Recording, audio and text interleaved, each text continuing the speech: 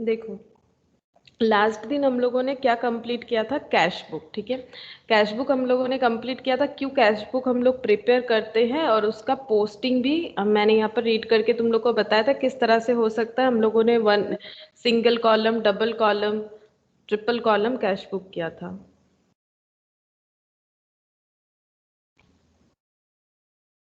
Good evening ion. Good evening. अच्छा, आज हम लोग स्टार्ट कर रहे हैं, देखो, पेटी कैश बुक। ठीक है, अब ये पेटी कैश बुक होता क्या है? देखो, तो पेटी कैश बुक का कंसेप्ट क्यों आया? कैश बुक जो हम लोगों ने किया उसका ही एक छोटा फॉर्म हम लोग बोल सकते हैं पेटी कैश बुक है। देखो,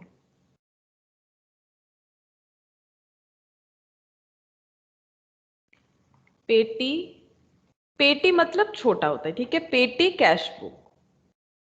तो कैश बुक हम लोगों ने क्या देखा था? कैश बुक में क्या होता है? कैश बुक में हम लोग कैश रिलेटेड ट्रांजैक्शन लिखते हैं। जैसे कैश के थ्रू हम लोगों ने चाहे वो फिक्स्ड एसेट खरीदा हो, करेंट एसेट खरीदा हो, कुछ भी, ठीक है, तो वहां वो हम लोग कैश बुक में रिकॉर्ड करते हैं।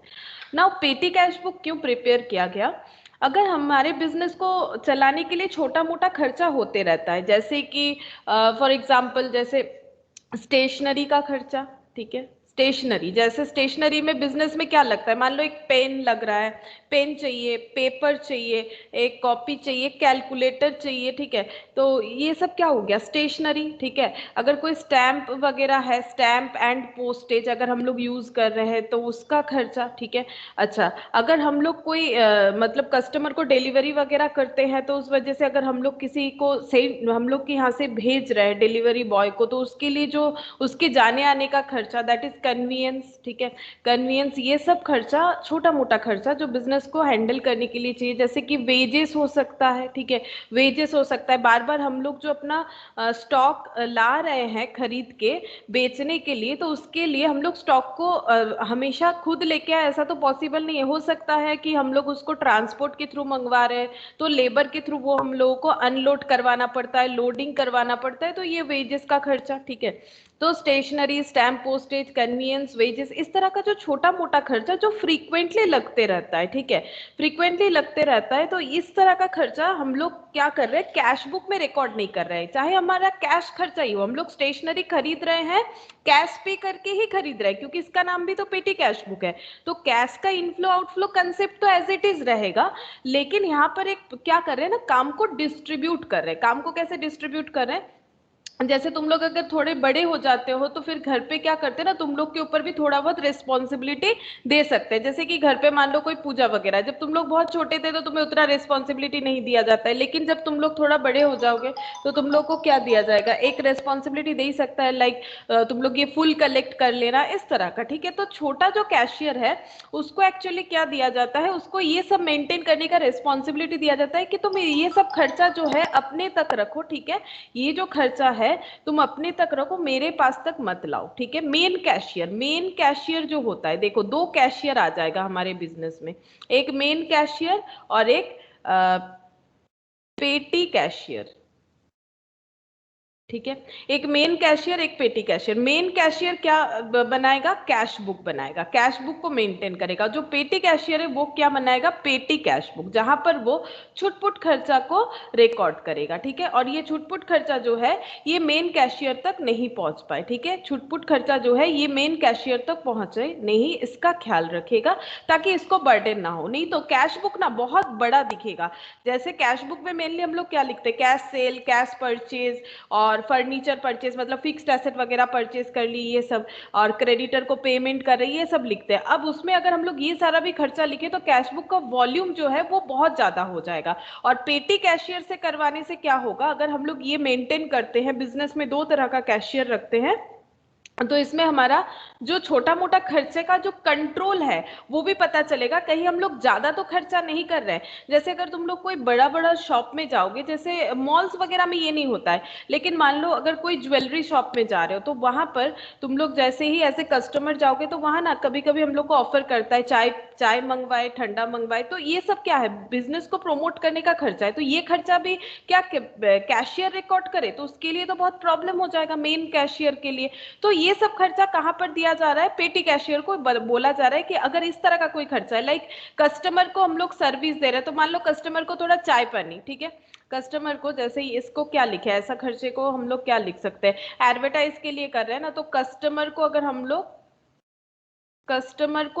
कुछ ऑफर कर रहे हैं, ठीक है, कस्टमर को अगर हम लोग ऑफर कर रहे हैं लाइक टी वगैरह, इसका भी खर्चा होगा, तो इसका खर्चा कौन रिकॉर्ड करेगा, पेटी कैशियर। और इसमें बेनिफिट क्या होगा, देखो पेटी कैशियर के पास ये सारा खर्चा कैसे लिखा हुआ रहेगा, सिर्फ ऐसे नहीं कि ये खर्चा मत लिखो, टोटल पेटी कैशियर को हम लोग बोलेंगे आप टोटल खर्चा तो लिखोगे ही कितना आपका हुआ है, ऊपर से आप ये सारे पॉइंट को अलग अलग मुझे बताओगे कि स्टेशनरी पे कितना खर्चा हुआ, कस्टमर पे कितना खर्चा कर दिया हम लोगों ने चाय के लिए, कन्वीनियंस का कितना खर्चा किया, वेजेस का कितना, स्टैंप एंड पोस्टेज, ताकि हमारा एक कंट्रोल बना रहे और हम लोग ये भी ध्यान रखें कहीं हम लोग कस्टमर पे ज्यादा तो नहीं खर्चा कर दे रहे चाय का खर्चा, या फिर हम लोग वेजेस ज्यादा तो नहीं कर रहे, हमारा एक कंट्रोल रहेगा पूरे खर्चे पे, ठीक है, पूरे खर्चे पे कंट्रोल रखने के लिए ये सारा पॉइंट हम लोग को अलग अलग लिखना है। तो इस तरह का जब पेटी कैश बुक बनाते हैं तो हम लोग उसे बोलते हैं एनालिटिकल पेटी कैश बुक, ठीक है।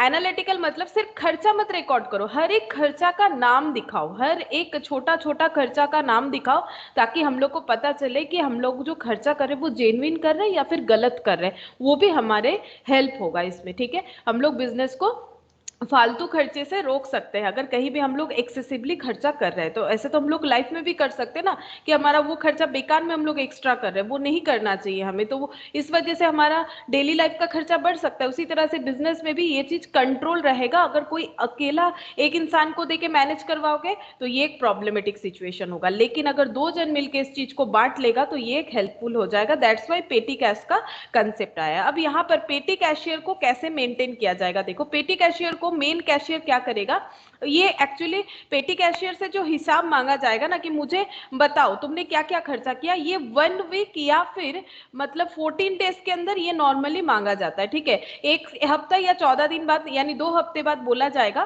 कि आप बताओ कि आपका क्या क्या खर्चा है, आप दिखाओ क्या क्या खर्चा रिकॉर्ड किए हो, तो वो खर्चा कहाँ से पे करेगा, वो तो खर्चा तो रिकॉर्ड कर रहा है कि मैंने स्टेशनरी के लिए इतना पे किया, स्टैंप एंड पोस्टेज के लिए इतना पे किया। मेन कैशियर जैसे ही वीक स्टार्ट होगा, जैसे मान लो आज मंडे है फॉर एग्जांपल, ठीक है, आज मंडे है, तो आज अगर मान लो पेटी कैशियर मेन कैशियर ने क्या किया, 1000 दे दिया, किसको, पेटी कैशियर को, ठीक है, पेटी कैशियर को दे दिया, इसे बोलेंगे रिम्बर्स करना, ठीक है, पेटी कैशियर को रिम्बर्स कर दिया 1000 और उसको बोला कि आप 1 वीक इससे पूरा खर्चा पेमेंट करो, जो भी आपका छोटा मोटा खर्चा जो आप रिकॉर्ड करते हो वो पेमेंट करो, उसके बाद फिर नेक्स्ट संडे या फिर मंडे मान लो, ठीक है, 8 दिन बाद फिर आप मुझे बताओ कि आपका क्या क्या खर्चा हुआ और 1000 में से कितना बचा। सपोज इसका 1000 में से 800 रुपए खर्चा हो गया, ये दिखा रहा है कि मेरा 800 खर्चा हुआ और मेरे पास अभी भी बैलेंस है 200, ठीक है, तो मेन कैशियर चेक करेगा कि हाँ भाई 800 किस किस चीज में खर्चा हुआ,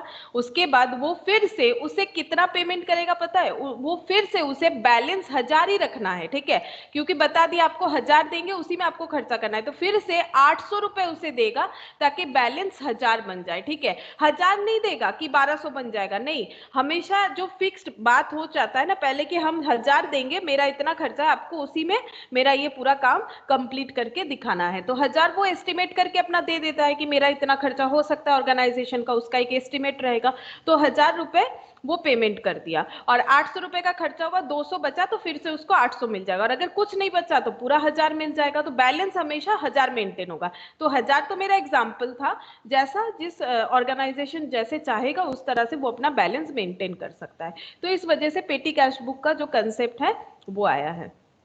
अब देखो यहाँ पर एक बार देख लेते हैं बुक में क्या बोल रहा है, in a business house a number of small payment such as, ये देखो telegram, taxi fare, cartage have to be made, ये छोटा मोटा खर्चा होते रहता है, if all this payments are recorded in cash book, अगर सारा खर्चा हम लोग कैश बुक में कर देते हैं record, it will become unnecessarily heavy, cash book के लिए वो बहुत ही बर्डन वाला काम हो जाएगा, ऑल्सो द मेन कैशियर जो है will be over burden with the work, उसके लिए बहुत डिफिकल्ट हो जाएगा इतना काम मेंटेन करना, therefore it is usual for firms to appoint a person as petty cashier, जिसको हम लोग बोलेंगे पेटी कैशियर मतलब छोटा कैशियर, ठीक है, and to interest the task of making small payment से बिलो 200 टू हिम, ठीक है। जैसे यहाँ पर एक एग्जांपल लिया, मैंने 1000 का लिया, ये लोग बोल रहे हैं कि 200 के नीचे का जो भी खर्चा है वो पेटी कैशियर से रिकॉर्ड करवाने वाला है, वो ऑर्गेनाइजेशन टू ऑर्गेनाइजेशन वेरी करेगा, ठीक है। Of course he will be reimbursed for the payment made later on an analysis the respective account may be debited। तो इसका मतलब क्या हुआ, इसका मतलब ये हुआ कि 200 का कम 200 से जो भी कम का खर्चा होगा वो रिकॉर्ड करेगा और उसके लिए वो उसको पेमेंट दे दिया जाएगा। रिम्बर्स मतलब क्या, मेन कैशियर को, पेटी कैशियर को 200 रुपए देना पड़ेगा, तभी तो वो 200 का खर्चा कर पाएगा, नहीं उसके पास पैसा कहाँ से आएगा, वो तो घर से लाएगा नहीं, ऑर्गेनाइजेशन देगा मेन कैशियर को, और मेन कैशियर किसको देगा, पेटी कैशियर को। Later on an analysis the respective account में बी डेबिटेड, उसके बाद वो अकाउंट को डेबिट करना पड़ेगा, ठीक है। रेस्पेक्टिव अकाउंट मतलब जिस वजह से खर्चा हुआ है, अगर वेजेस के लिए तो वेजेस को डेबिट करो, टैक्सी फेयर है तो टैक्सी फेयर को डेबिट करो, ठीक है। और ये जो पूरा सिस्टम मैंने बताया कि पहले उसे पेमेंट रिम्बर्स कर दिया जाएगा, ठीक है, पेमेंट रिम्बर्स कर दिया जाएगा और वो पेमेंट उसको मेंटेन करना पड़ेगा। ये जो मैंने मेंटेन बताया ना तुम लोग को, यहाँ पर देखो मैंने बताया कि तुम लोग को ये मेंटेन करना है, तो ये जो पूरा सिस्टम चल रहा है ना, इसको बोला जाता है इम्प्रेस्ड सिस्टम। इम्प्रेस्ड सिस्टम का मतलब ही यही होता है, ये देखो, it is convenient to entrust a definite sum of money to the petty cashier in the beginning of a period. जैसे मैंने कहा कि आज मंडे है, मंडे हम लोगों ने एक फिक्स्ड अमाउंट जो पहले से ऑर्गेनाइजेशन ने सोच रखा है वो पहले दे दो, 1000 रुपए, जैसे मैंने एग्जाम्पल लिया था। And to reimburse him for payments made at the end of the period, और पीरियड के एंड में देखो क्या खर्चा हुआ है, उसके बाद जितना बैलेंस बच रहा है और जो सेट बैलेंस है उसे एडजस्ट करने के लिए फिर से वहां पर पेमेंट कर दो, फिर से वहां पर पेमेंट कर दो, यही चीज बता रहा है, ठीक है। अच्छा, thus he will have again the fixed amount in the beginning of the new period, वही पैसा मिल जाएगा। Such a system is known as the imprest system of petty cash, यही सिस्टम को इम्प्रेस्ड सिस्टम बोला जाता है। तो यहाँ पर तो लिखा हुआ है और मैंने तुम लोग को एकदम सिंपल लैंग्वेज में समझा दिया कि किस तरह से ये इम्प्रेस्ड सिस्टम फॉलो होता है। This system is very useful specifically if an analytical पेटी cash book is used. Analytical का भी मतलब मैंने बताया, मतलब सिर्फ जो जूनियर कैशियर है या फिर पेटी कैशियर है उसे जूनियर कैशियर भी बोल सकते हो, तो उसका काम ये नहीं है कि सिर्फ खर्चा बता देना, अच्छा मेरा 1000 में से 800 खर्चा हुआ है, नहीं, 800 कहाँ कहाँ हुआ है वो बताओ, दैट इज एनालिसिस। तभी तो ये अलग से बना रहे हैं। अगर खर्चा मुझे अलग से हेडिंग के साथ पता करना ही नहीं है तो हम इसको कैश बुक में डाल सकते हैं ओवरऑल करके, लेकिन नहीं, मुझे पता करना है ना, मुझे कंट्रोल रखना है अपने छोटे छोटे खर्चे पे। देखने में छोटा खर्चा होता है बट ये भी तो एक खर्चा है ऑर्गेनाइजेशन का, अगर बेकार में हो रहा है तो उसे कंट्रोल करो, इसीलिए। The book has one column to record receipt of cash which is only from the main cashier। तो बुक एक कॉलम रहेगा, ये फॉर्मेट बताया जा रहा है, ठीक है, किस तरह के फॉर्मेट से ये बन रहा है, ये फॉर्मेट बताया जा रहा है। अच्छा एक मिनट, हाँ एक फोन आ ही जा रहा है, एक मिनट।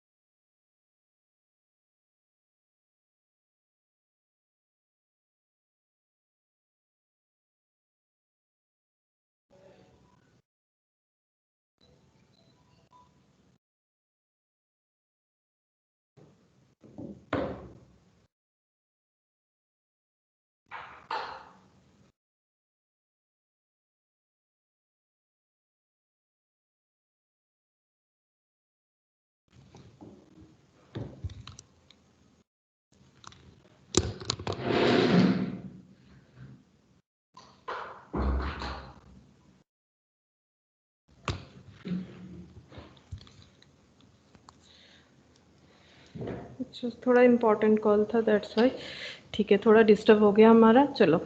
अच्छा अब देखो यहाँ पर क्या बोल रहा है, the system is very useful specifically if an analytical cash book is use. The book has one column to record receipt of cash, हम दिखाएंगे क्या फॉर्मेट होता है, किस तरह से करना है। यहाँ पर एक रिसिप्ट कॉलम होगा, रिसिप्ट कॉलम में क्या लिखेंगे, कहाँ से पैसा आ रहा है, तो पैसा कौन देता है, main cashier.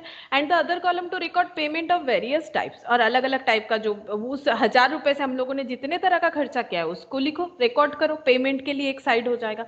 The total of the various column shows why payments have been made and then relevant accounts can be debited. हम लोग क्या कर सकते हैं, वहां पर एनालिसिस करके लिखेंगे कि किस किस तरह का खर्चा हुआ है, ठीक है।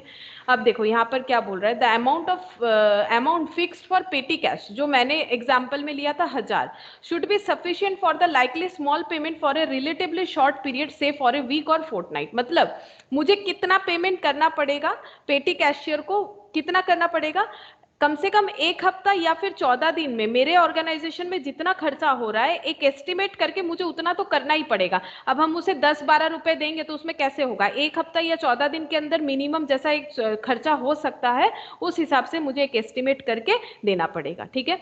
तो the amount of fixed for petty cash should be sufficient, कम से कम इतना होना चाहिए कि स्मॉल पेमेंट वो कर पाए कम से कम एक हफ्ते के लिए। The reimbursement should be made only when petty cashier prepares a statement showing total payments supported by voucher, ठीक है। तो मतलब पेटी कैशियर को दिखाना पड़ेगा 1 वीक बाद, जैसे मेन कैशियर बोलेगा दिखाओ क्या क्या खर्चा कियो, तो उसे एक स्टेटमेंट दिखाना पड़ेगा। जो स्टेटमेंट को कैसे प्रिपेयर करना, भी थोड़ी देर पहले हम लोग फॉर्मेट पढ़ रहे थे, ठीक है, अभी दिखाएंगे भी क्या फॉर्मेट होता है। और उसको वाउचर भी लाना पड़ेगा उस रिगार्डिंग, मतलब रिकॉर्ड तो कर दिया, बिल्स वगैरह भी लेके आना पड़ेगा, दिखाना पड़ेगा कि हाँ सच में इसीलिए मैंने ये चीज रिकॉर्ड किया है, प्रूफ दिखाना पड़ेगा, that is documentary evidence, evidence proof दिखाना पड़ेगा and should be limited to the amount of actual disbursement, ठीक है। तो ये इस तरह से उसे प्रूफ करके दिखाना पड़ेगा कि मेरा ये खर्चा हुआ है। The voucher should be filed in order, और जो वाउचर है उसे एक फाइल में ऑर्डर वाइज रख देना पड़ेगा, जो जो बिल बन रहा है वो ऑर्डर वाइज रख देना पड़ेगा। जैसे घर पे अगर इलेक्ट्रिक बिल, आजकल तो ऑनलाइन पे पेमेंट हो जाता है, लेकिन एक सीक्वेंस में पहले, जब अगर तुम लोग ऑनलाइन पे नहीं करते हो, अभी भी बहुत जन जाके भी पेमेंट करते, या फिर फैसिलिटी नहीं है तो जाके करते, तो हम लोग क्या करते हैं, सारे महीने के बिल को एक अच्छे तरह से एक फाइल में रिकॉर्ड करके रखते हैं, ताकि फ्यूचर में अगर कभी भी ऐसा क्लेम आ जाए बाई चांस कि आपने ये पेमेंट नहीं किया, तो हमारे पास प्रूफ हो कि हमने किया है, वो एक्नॉलेजमेंट फाड़ लेता है ना, तो वो पता चल जाता है। और ऑनलाइन पे भी करोगे वो तो बहुत अच्छा प्रूफ है, वहां से तो डायरेक्टली पता चलता है कि हम लोगों ने पेमेंट कर रखा है। तो वही यहाँ पर भी इन लोगों को फाइल में वाउचर को ऑर्डर वाइज रखना है। No payment should be made without proper authorization, बिना ऑथराइजेशन के आप कोई खर्चा नहीं कर सकते। Also payment above a certain specified limit should be made only by the main cashier. और क्या है, payment above a certain specified limit should be made only by the main cashier. मतलब मान लो मैंने 1000 रुपया दिया है, तो हम मानते हैं कि पेटी कैशियर को 1000 ही लगेगा, उससे ज्यादा नहीं। लेकिन किसी बार अगर मान लो 1100 का खर्चा आ गया, तो ये तो अबव हो गया स्पेसिफाइड जो लिमिट था उससे, तो ये पेमेंट पेटी कैशियर को नहीं दिया जाएगा, मेन कैशियर डायरेक्ट करेगा। The petty cashier should not be allowed to receive any cash except for reimbursement. मतलब सिर्फ उतना ही मिलेगा जितना उसको देने का बात हुआ है। जैसे 1000 और उसका 200 बच गया, तो उसमें 800 जोड़ के 1000 देंगे, एक पैसा भी एक्स्ट्रा नहीं मिलेगा। अब क्या बोल रहा है, in the petty cash book the extreme left hand column, अच्छा ये छोड़ो, इसको ऐसे नहीं रीड करेंगे, हम दिखा देते हैं किस तरह से हमें कॉलम मेंटेन करना पड़ेगा। तो फॉर्मेट एक बार देख लो कैसे होगा।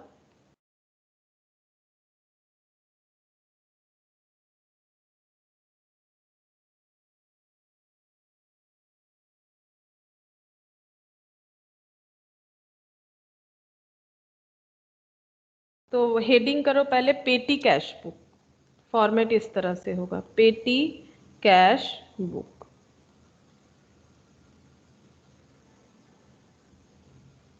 यहां पर लिखेंगे रिसिप्ट। यहाँ पर रिसिप्ट मतलब मान लो पहले से अगर कोई पैसा बचा हुआ है, जैसे मैंने यहाँ पर एग्जांपल दिया कि 800 खर्चा हुआ है, तो प्रीवियस अमाउंट का 200 बचा हुआ है और इस बार और 800 मिल गया है, तो वो चीज हम लोग यहाँ पर लिख सकते हैं कि कितना रिसिप्ट हुआ, ठीक है। और डेट कौन से डेट पे हुआ, ठीक है। और यहाँ पर वाउचर नंबर डाल सकते हैं कि खर्चा दिखाने के लिए, ठीक है, ये वाउचर नंबर, और यहाँ पर पर्टिकुलर खर्चा दिखाएंगे पर्टिकुलर। और ये जो खर्चा है, जैसे मान लो यहाँ पर कोई भी खर्चा है, जैसे देखो पहले यहाँ पर टू बैलेंस बीडी एक बार लिख देते हैं, क्यों लिख रहा है वो भी बता रहे हैं। उसके बाद टू कैश, ये क्यों लिखा, और बाई एक्सपेंस। देखो हम लोग को पता है कि एक्सपेंस बाई होगा, ठीक है, एक्सपेंस डेबिट होता है। तो यहाँ पर एक ही पर्टिकुलर है जहां पर हम लोग एंट्री को पोस्ट करेंगे। टू बैलेंस बीडी इस 200 के लिए लिखा है मैंने, ये जो टू बैलेंस बीडी लिखा है ओपनिंग बैलेंस ऑफ कैश, तो पर्टिकुलर यहाँ पर ही मुझे लिखना है। टू बैलेंस लिखो या बाई बैलेंस लिखो, जैसा जो रिक्वायरमेंट है। तो मेरा टू बैलेंस बीडी, मेरे पास पहले से 200 रुपए था और इस बार मुझे 800 मिला, तो मेन कैशियर से पेटी कैशियर के पास आ रहा है, तो मेन कैशियर बोलेगा मेरे पास से पैसा जा रहा है, तो पैसे को क्रेडिट कर रहा है टू कैश, यहाँ पर 800, और एक्सपेंसेस को रिकॉर्ड करेगा और उसके अगेंस्ट में यहाँ पर वाउचर नंबर लगा देगा जो एक्सपेंसेस रिकॉर्ड होगा। तो यहाँ पर एक्सपेंसेस रिकॉर्ड होगा इधर, ठीक है। मान लो यहाँ पर खर्चा हुआ है, ये 200 और 800 यहाँ पर रिकॉर्ड है, खर्चा हुआ है फॉर एग्जाम्पल 700, ठीक है, 700 का खर्चा हुआ, ठीक है। अब कैसे इसको क्लोज करेंगे, यहाँ पर टोटल कितना हो जाएगा 1000 रुपीज, ठीक है।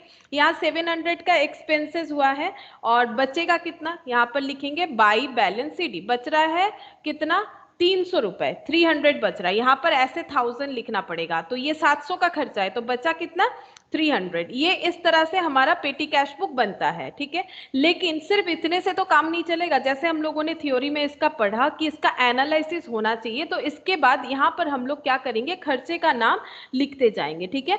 यहाँ पर हेडिंग कर सकते हैं analysis of expenses, analysis of expenses, यहाँ पर हम लोग खर्चे का नाम लिखेंगे, ठीक है। अब कौन कौन सा खर्चे का यहाँ पर हम लोग को नाम लिखना चाहिए, देखो जो बार बार रिपीट हो रहा है उसका मेनली लिखना चाहिए हम लोग को, जैसे कि पोस्टेज, अगर क्वेश्चन में पोस्टेज 2 से 3 बार है तो उसका कॉलम बनाओ, क्योंकि ये कंफ्यूजन हो सकता है कि कौन कौन सा नाम हेडिंग दे, तो जो बार बार रिपीट हो रहा है उसका नाम हम लोग देंगे, पोस्टेज दे दो, कन्वीनियंस दे दो, ये हम एग्जाम्पल ले रहे हैं, ठीक है, अभी क्वेश्चन के साथ देखेंगे। उसके बाद और क्या हो सकता है, कार्टेज हो सकता है ऐसे, ठीक है, और वेजेस हो सकता है, और जो खर्चा बार बार रिपीट नहीं हो रहा है उसको हम लोग या तो मिसलेनियस बोल के या तो फिर सन्ड्री बोल के दिखा सकते हैं, सन्ड्री एक्सपेंस, जो खर्चा एक ही बार है क्वेश्चन में, ठीक है, उसको हम लोग मिसलेनियस या सन्ड्री बोल के दिखा सकते हैं। अब इसका रिकॉर्डिंग कैसे करेंगे, इसको ऐसे यहाँ पर लिखेंगे, इसका अमाउंट जो भी होगा, तो उसके साथ हम लोग को बाई एक्सपेंस लिखने से नहीं चलेगा, यहाँ पर फिर एक्सपेंसेस का नाम भी देना पड़ेगा, तो उसमें ये एनालिसिस हो जाएगा। तो पहले ये चीज बनाएंगे यहां तक का, जैसे मैंने समझाया अभी ये चीज बनाएंगे, उसके बाद इसका एनालिसिस दिखाएंगे। तो ये हो गया इसका फॉर्मेट, पेटी कैश बुक का फॉर्मेट क्या होगा ये मैंने बताया। अब एक क्वेश्चन करते हैं, देखो इसके रिगार्डिंग, क्वेश्चन नंबर 4 है, इलास्ट्रेशन 4, चेक कर लेते हैं एक मिनट। हाँ, इलास्ट्रेशन 4 देखो क्या बोला है यहाँ पर, prepare a petty cash book on the imprest system from the following. Impressed system मतलब वही कि पहले एक अमाउंट दे दिया जाएगा, आप उसी में खर्चा करो, जैसे बड़े हमें पैसा दे देते, घर पे मम्मी पापा लोग क्या करते हैं, हमें पैसा दे देते, बोलते इसी में चलाओ, ठीक है। अगर ऐसे तुम लोग को बोला जाता है, मुझे नहीं पता सबके घर में एक चीज ना भी हो, ठीक है, तो अगर ऐसा होता है तो फिर हमें बोला जाता है ना इसी में हम लोग को गुजारा करना है, तो उसी तरह से पेटी कैशियर को उसी में अपना पूरा खर्चा कंप्लीट करके दिखाना है जो उसे दे दिया जाएगा, ठीक है। अच्छा, अब यहाँ पर देखो क्या क्या खर्चा दिख रहा है तुम लोग को, receipt 100 for petty cash, petty cash के लिए 100 रुपए मिले हुए हैं, ठीक है। Paid bus fare, paid cartage, paid for postage and telegram, paid wages for casual labourers, paid for stationery, paid for tanga charges, paid for the repairs to chair, bus fare, cartage, postage and telegram, tanga charges, cartage, stationery, refreshment to customer, मतलब वही मैंने बोला ना, customer को कभी हम लोग चाय वगैरह अगर ऑफर करते हैं तो इसमें ये खर्चा पेटी कैश में ही आएगा, ठीक है। तो हम लोग को तो खर्चा बता ही देगा, उसमें कोई प्रॉब्लम है नहीं। अब हम लोग इसको कैसे बनाएंगे देखो,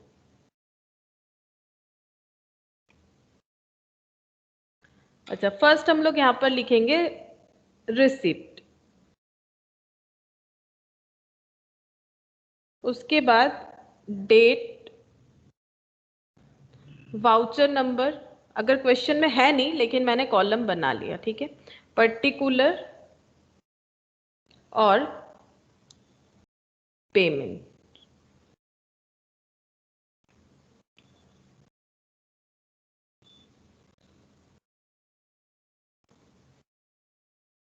रिसिप्ट, डेट का कॉलम काफी बड़ा हो गया, चलो इसको छोटा छोटा तुम लोग कर सकते हो, ठीक है, मुझे भी शायद छोटा ही करना पड़े, एनालिटिकल इधर बन जाएगा, बन जाएगा शायद, देखते हैं।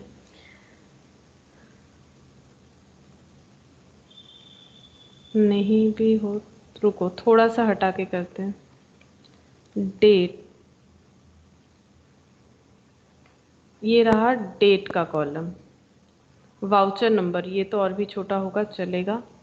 Voucher number, voucher number, particular और पेमेंट।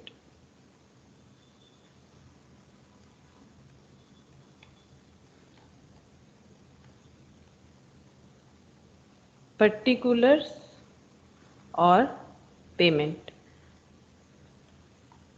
देखो एनालिसिस में हमें किन किन सा कॉलम को लिखना है वो देखो अभी तुम लोग खुद ही बता पाओगे। तो सबसे पहले हम लोग रिसिप्ट वाला कॉलम जो है इसको फुलफिल करते हैं, यहाँ पर रुपीस का साइन दे देते हैं।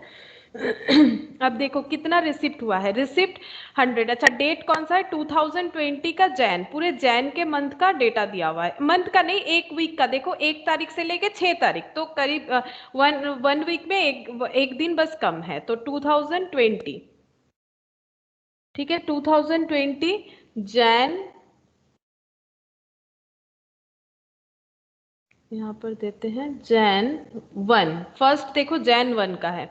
Receipt 100 for petty cash, 100 rupees receive हुआ है, तो रिसिप्ट में 100 लिखना है और पर्टिकुलर में क्या लिखेंगे, टू कैश, जैसे ही पेमेंट आएगा। ठीक है, और इसके ऊपर जरूर लिखना है हमें पेटी कैश बुक, ये तो लिखना है, ये भूल गए बताना, पेटी कैश बुक बोल के लिखना पड़ेगा। ठीक है, तो कैश बुक से पेटी कैश मतलब मेन कैशियर से हमारे पास पैसा आ रहा है, तो टू कैश, यहाँ पर ही टू बाई जो भी लिखना है सब इसी पर्टिकुलर कॉलम में ही हमें लिखना पड़ेगा। और इसका ये पेमेंट कॉलम है, ये रिसिप्ट, तो ये टू कैश इस अमाउंट के लिए लिखा गया है, तो पेमेंट में इसके रिगार्डिंग कोई अमाउंट नहीं आएगा। ठीक है, अच्छा उसके बाद यहाँ पर देखो पेड बस फेयर, 2 तारीख को पेड बस फेयर, तो क्या लिखेंगे, ये वाउचर तो कुछ है नहीं हमारे पास अवेलेबल, बस का फेयर देंगे तो एक्सपेंसेस होगा, जैसे मैंने तुम लोग को यहाँ इन जनरल बाई एक्सपेंस दिखाया था ना, तो बाई बस फेयर लिखेंगे, क्या लिखेंगे, बाई बस फेयर। ठीक है, और ये पेमेंट कॉलम में जाएगा बिकॉज हम लोग पेमेंट कर रहे हैं, बस फेयर है 0.50, 0.50 ये आ जाएगा। ठीक है 0.50, 2 तारीख का। फिर 2 तारीख पेड कार्टेज, तो यहाँ पर 2 तारीख लिखते हैं बाई कार्टेज। ठीक है, बाई कार्टेज ये कितना हो जाएगा 2.50, तो देखो 2.50 आ गया। अच्छा बस हमें थोड़ा पेशेंस के साथ फिलअप करते जाना है। Paid for postage and telegram, तो पोस्टेज एंड टेलीग्राम 5 रुपीज 3 तारीख को, by postage and Telegram, by postage and telegram ये है 5 रुपीज। ठीक है, अच्छा उसके बाद paid wages for casual labourer 6 rupees, अच्छा 6 रुपीज है बाई वेजेस, सिर्फ वेजेस लिख देते हैं। ठीक है, पूरा लिखने का जगह नहीं है। बाई वेजेस ये हो जाएगा कितना तारीख को, 3 तारीख को। फिर 4 तारीख को स्टेशनरी का खर्चा है, तो बाई स्टेशनरी। अच्छा बाई स्टेशनरी कितना पेमेंट करना है, स्टेशनरी का हमें 4 रुपए पेमेंट करना है। ठीक है, तो ये 4 रुपए यहाँ पर लिख देते हैं। अच्छा उसके बाद टांगा चार्जेस 2 रुपया 4 तारीख को, बाई टांगा चार्जेस, पता नहीं कौन से जमाने का है, 4 रुपया 2 रुपया। अच्छा उसके बाद paid for repairs to chairs 15 rupees, by repair लिख देते हैं 15 रुपए। ठीक है, अच्छा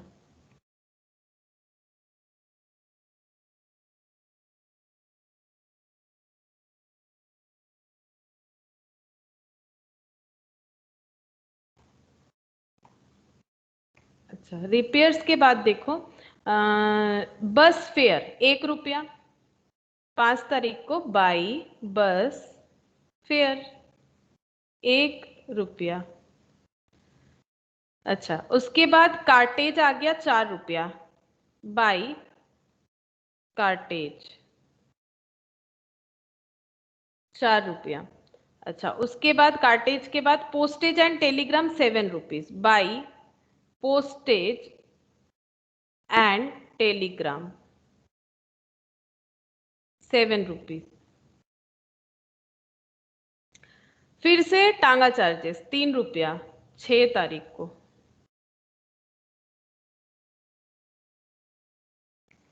3 रुपया। ठीक है, अच्छा उसके बाद कार्टेज टांगा चार्जेस, कार्टेज 3 रुपया, स्टेशनरी 2 रुपया, अच्छा, कार्टेज 3 रुपया, स्टेशनरी 2 रुपया। बाई कार्टेज, देख लेते एक बार पहले क्या था। बाई कार्टेज बाई स्टेशनरी 6 तारीख को दोनों ही, बस और एक है बाई स्टेशनरी। थोड़ा ये टाइम लगता है, ये इतना टाइम टेकिंग है, तभी मेन कैशियर को ये काम नहीं दिया जा रहा है। देखो कितना टाइम टेकिंग है, तुम लोग लिख रहे हो तो पता चल जाएगा तुम लोगों को। स्टेशनरी, अच्छा उसके बाद रिफ्रेशमेंट टू कस्टमर 5 रुपया, 5 रुपया by refreshment to customer, by refreshment to customer. अच्छा, ये 5 रुपया हो गया। डेट है 6 तारीख का, ठीक है। अब हम लोगों ने सारा पेमेंट लिख लिया और सारा एक्सपेंसेस भी रिकॉर्ड कर लिया। अब जैसे मैंने कहा था क्लोज करने के लिए, हम लोग उसी तरह से क्लोज करेंगे, ठीक है। और एनालिसिस भी दिखाएंगे, सिर्फ खर्चा दिखाने से नहीं होगा, हम लोग को अब एनालिसिस भी लिखना पड़ेगा। तो पहले चलो इसको एक बार क्लोज कर लेते हैं। तो यहाँ पर अगर क्लोज करेंगे, देखो यहाँ पर कितना खर्चा दिख रहा है, कितना रिसिप्ट दिख रहा है, 100 रुपीज का, ठीक है, 100 रुपीज। और इसका टोटल करके देख लो कितना खर्चा हो रहा है। थोड़ा सा मेरा स्पेस कम होगा, चलो एडजस्ट कर लेंगे, कोई बात नहीं। यहाँ पर देखो टोटल कितने का खर्चा हो रहा है, इसको पूरा ऐड करो। 2.5 रुपया, 5 रुपया, कितना, 50 पैसा, 3, 5 3 8, 8 और 6 कितना हो गया, 6 4 10, 2 12, 12 और 8 20, 20 और 15 और 1 16, 16, 20 और 16 36, 4 7 3 10, 10 4 14, 14 और 3 17, 17 18 19, 19 प्लस 5, तो ये टोटल हो रहा है 60 रुपीज। देखो ये टोटल हो गया 60 रुपीज, ठीक है। अच्छा, अब बैलेंस कितना बच रहा है, यहाँ पर हम 100 लगा देते। देखो जैसे मैंने बताया था फॉर्मेट, उसी तरह से बाई बैलेंस CD करके हम लोग बैलेंस दिखा देंगे। देखो यहाँ पर ही होगा, बेटर होगा ना, इसीलिए हम यहाँ पर दिखा रहे हैं। ये देखो कितना बैलेंस बच रहा है, 40 रुपीज। यहाँ पर लिखेंगे बाई बैलेंस CD, 40 रुपीज हो गया, ठीक है। और ये इस तरह से कॉलम जो है क्लोज हो गया। अब इसका एनालिटिकल फॉर्म क्या होगा, देखो एनालिटिकल फॉर्म मीन्स हम लोगों को कौन कौन सा एनालिसिस करके कॉलम लिखना है, ठीक है। हम लोग वो वाला कॉलम लिखेंगे, मैंने तुम लोग को पहले ही बताया, जो खर्चा हमारा बार बार रिपीट हो रहा है उसका अलग से हम लोग कॉलम बनाएंगे नाम के साथ, ठीक है। और जो बार बार रिपीट नहीं हो रहा है उसके लिए हम लोग क्या करेंगे, मिसलेनियस या फिर सन्ड्रीज वाला जो लैंग्वेज है वो यूज करेंगे। तो मुझे बताओ, क्या बस फेयर, ये वाला बात बहुत जगह पे यूज हुआ है। बस फेयर मतलब जाने आने का खर्चा, उसको हम लोग कन्वीनियंस बोल सकते हैं। देखो कहाँ कहाँ यूज हुआ है, बस फेयर एक बार यूज हुआ है, टांगा चार्जेस ये भी जाने आने का खर्चा है। फिर बस फेयर 2 बार यूज हुआ है, 2 बार बस फेयर हो गया, देखो 2 बार टांगा चार्जेस हो गया, है ना। तो जाने आने का खर्चा बहुत बार यहाँ पर हम लोगों ने देखा है। तो इसके लिए हम लोग जो नाम यूज कर सकते हैं दैट इज कन्वीनियंस, ठीक है, मतलब खर्चा, जाने आने का खर्चा, CONVEYANCE, ठीक है, कन्वीनियंस का खर्चा, ये हम लोग यहाँ पर लिख सकते हैं, कन्वीनियंस का खर्चा। तो इसको कैसे रिकॉर्ड करेंगे, देखो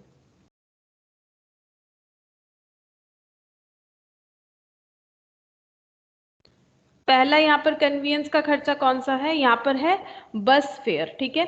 तो यहाँ पर हम लोगों ने जो लिखा है बाई बस फेयर बोल के 0.50, तो यहाँ पर लिखेंगे 0.50 इस कॉलम में, ठीक है। ये 0.50 वाला खर्चा इस वजह से लिखा हुआ है। नेक्स्ट यहाँ पर देखो बस फेयर के बाद टांगा चार्जेस था 2 रुपया, ठीक है। अच्छा, उसके बाद फिर से बस फेयर था कहीं पर, ये रहा 1 रुपया। ये एक्चुअली बाई बस फेयर बोल के यहाँ पर कॉलम में इंडिविजुअली दिखा रहे, ठीक है, ताकि मेन कैशियर को जब दिखाओ तो वो टोटल भी देखे, अलग अलग भी देख पाए, ठीक है। प्रेजेंटेशन ऐसा होना चाहिए, इस वजह से इसको रखा गया अलग से खर्चा करके। में जो जूनियर कैशियर है या फिर पेटी कैशियर है उसको, ये रहा टांगा चार्जेस फिर से 3 रुपया। तो टोटल टोटल कितना खर्चा हो रहा है, ठीक है, ये देखते हैं। अच्छा, और बस फेयर ये सब लिख लिया मैंने, तो टोटल कितना खर्चा हो रहा है, देखो 2 1 3 3 6, 6.50, ठीक है, 6.5 रुपए का टोटल कन्वीनियंस खर्चा हो रहा है, ठीक है। ये हो गया हमारा फर्स्ट, हम लोग कौन सा कॉलम बनाएंगे उसका कंसेप्ट हमारे पास क्लियर हो गया। अच्छा, अब नेक्स्ट आ रहा है कार्टेज, ठीक है। हम लोग देखते हैं क्या कार्टेज मोर देन 1 टाइम है, अगर 2 टाइम्स भी रिपीट हुआ है तो हमें एक कॉलम उसके लिए बनाना चाहिए। तो कार्टेज, ये पोस्टेज टेलीग्राम वेजेस तुम लोग भी अपने कॉपी में ढूंढो, स्टेशनरी टेलीग्राम सॉरी टांगा चार्जेस ये तो चला गया, रिपेयर्स बस फेयर, ये रहा कार्टेज। कार्टेज देखो 2 बार है, पोस्टेज टेलीग्राम टांगा चार्जेस 2 बार कहाँ 3 बार है, देखो 3 बार कार्टेज है, तो रिपीट जैसे ही मैक्सिमम टाइम होगा, अगर एक से ज्यादा बार रिपीट होता है तो उसका कॉलम हमें बनाना चाहिए, उसका एनालिसिस हमें दिखाना चाहिए। तो कार्टेज का लिखो कैसे, कौन कौन सी जगह पे है वहां पर ही हम लोग को लिख देना। ये देखो कार्टेज इस कॉलम में लिखेंगे, ठीक है 2.50। अच्छा आगे देखते हैं, ये रहा 4 रुपए और एक बार था 3 बार था, ये रहा 3 रुपए, ठीक है।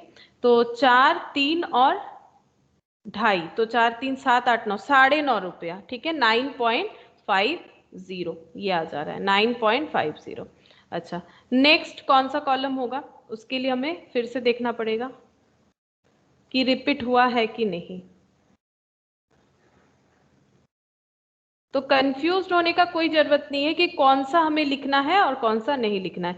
तो बस फेयर हो गया, कार्टेज, पोस्टेज टेलीग्राम चेक करो क्या 1 से 2 बार है postage Telegram, postage Telegram postage हाँ 2 बार है, तो हम लोग पोस्टेज टेलीग्राम का कॉलम बनाएंगे। तो postage Telegram,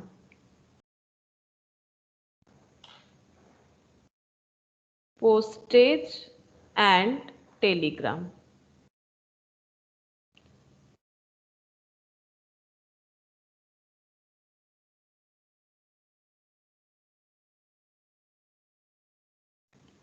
postage and Telegram 5 rupees, और एक कहाँ था, यहाँ था पोस्टेज एंड टेलीग्राम 7 रुपीज, तो 12 रुपीज, 7 + 5 ये हो गया 12 रुपीज, ठीक है ये 12 रुपीज हो गया।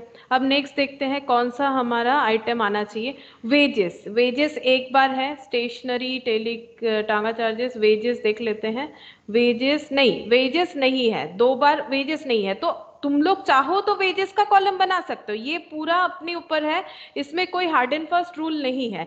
लेकिन क्योंकि वेजेस एक ही बार है तो हम लोग उसको मिसलेनियस या सन्ड्रीज में डाल सकते हैं, जो कि हमारा लास्ट कॉलम होना चाहिए, तो हम यहाँ पर सन्ड्रीज बोल के लिख रहे हैं, तुम लोग मिसलेनियस भी चाहो तो लिख सकते हो, ठीक है हम यहाँ पर सन्ड्रीज बोल के लिख रहे हैं। सन्ड्रीज में हम वो सारा डेटा डालेंगे जो बस एक ही बार है, बार बार रिपीट नहीं हुआ है, ठीक है बार बार रिपीट नहीं हुआ है। तो वेजेस का कॉलम भी बना सकते हो नो प्रॉब्लम, बट उससे लेंथ जो है और भी बहुत ज्यादा हो जाएगा, ठीक है। तो एक पर्टिकुलर वे से हम लोग चल सकते हैं, तो वेजेस एक ही बार है तो इसका कोई रिपीट नहीं है, तो हम लोग एक ही बार लिखेंगे यहाँ पर सन्ड्रीज में 6 रुपीज, 6.00। देखते हैं और सन्ड्रीज में कुछ आता है कि नहीं। अच्छा वेजेस हो गया। स्टेशनरी, स्टेशनरी क्या मोर देन 1 टाइम है, एक बार यहाँ स्टेशनरी है, अच्छा उसके बाद हाँ 2 बार है, तो हम लोग इसका एक कॉलम बना लेते हैं स्टेशनरी बोल के।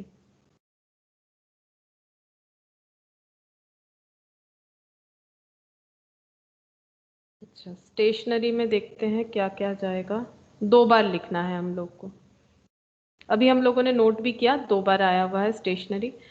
तो ये रहा 4 रुपीज, अच्छा उसके बाद यहाँ पर 2 रुपीज, तो 4 + 2 6 रुपीज, ठीक है 4 + 2 6 रुपीज स्टेशनरी का हो गया। अच्छा स्टेशनरी के बाद टांगा चार्जेस, ये तो ऑलरेडी चला गया है कहाँ कन्वीनियंस में।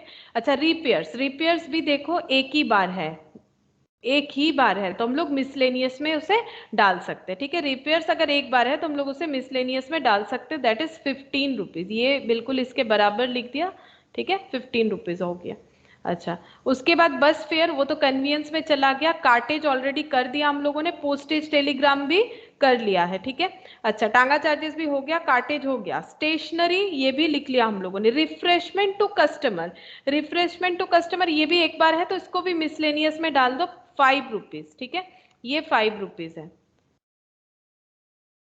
ये 5 रुपीज हो गया। तो मेरा यहाँ एक गैप क्रिएट हो गया, गैप तो अभी हम इसको ठीक कर देते, चलो ये मुझे लगा और अगर कुछ चाहिए तो इसलिए गैप क्रिएट हो गया, कोई बात नहीं, सन्ड्रीज के कॉलम को हटा लेते हैं इधर तो हो जाएगा। ये रहा 6.00, इसके बराबर यहाँ 15 लिख देते हैं, और ये यहाँ पर 5 रुपीज, ठीक है और इधर वाला हटा देते हैं, हो गया सिंपल।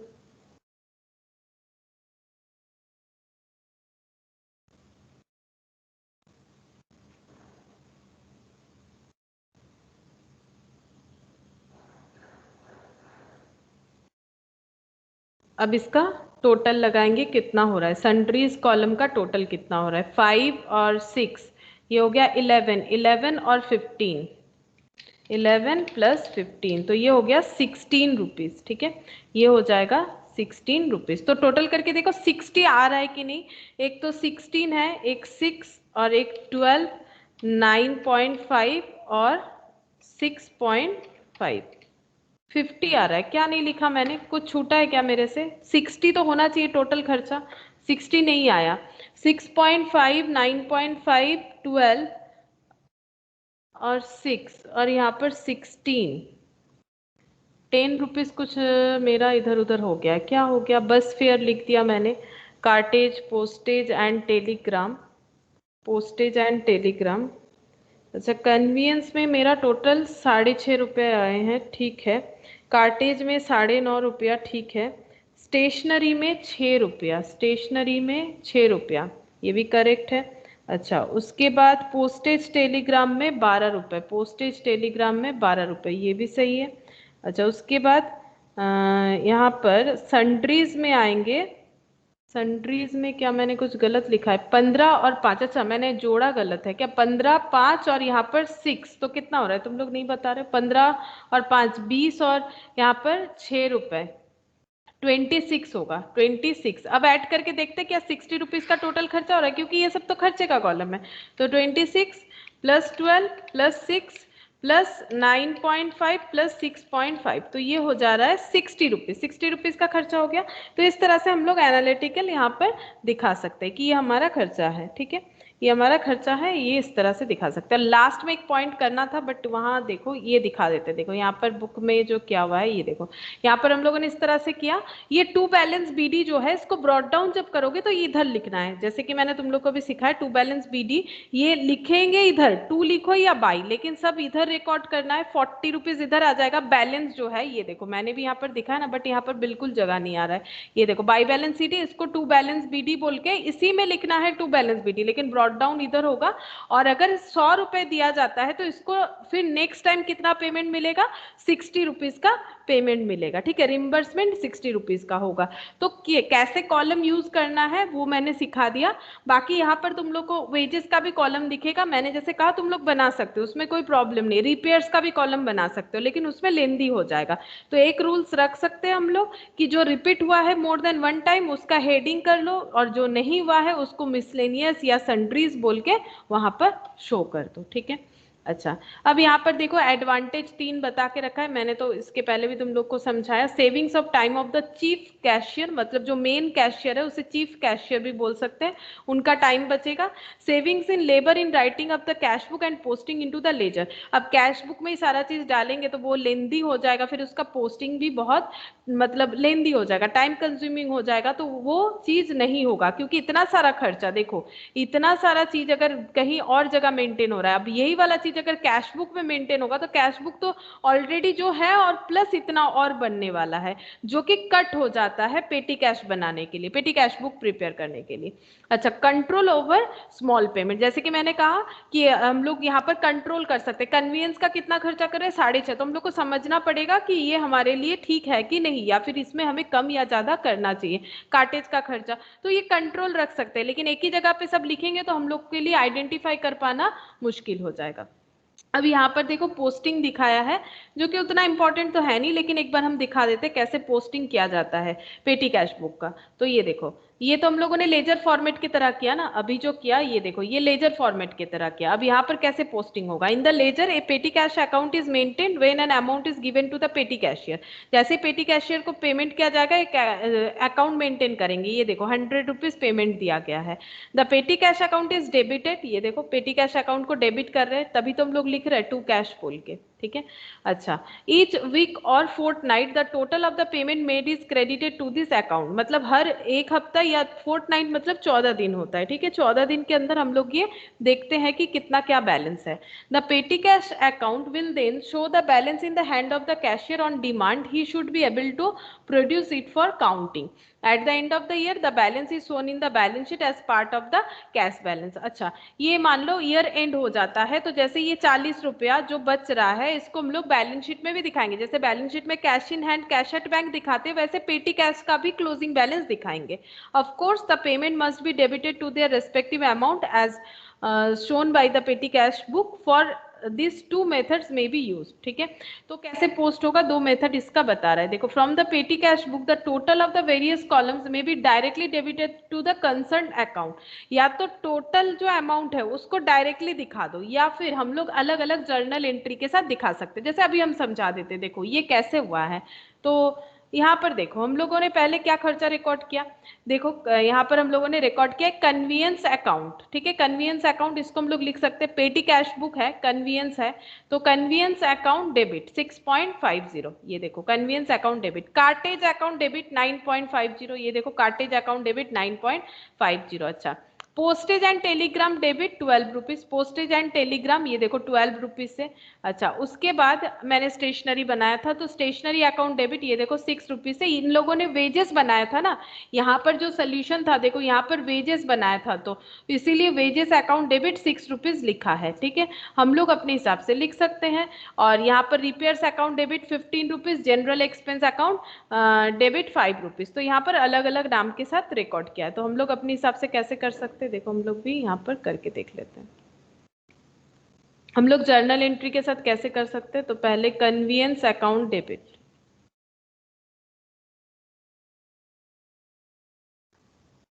Convenience account debit. ठीक है, टोटल कन्वीनियंस का खर्चा है 6.5 रुपया। ठीक है, उसके बाद cartridge,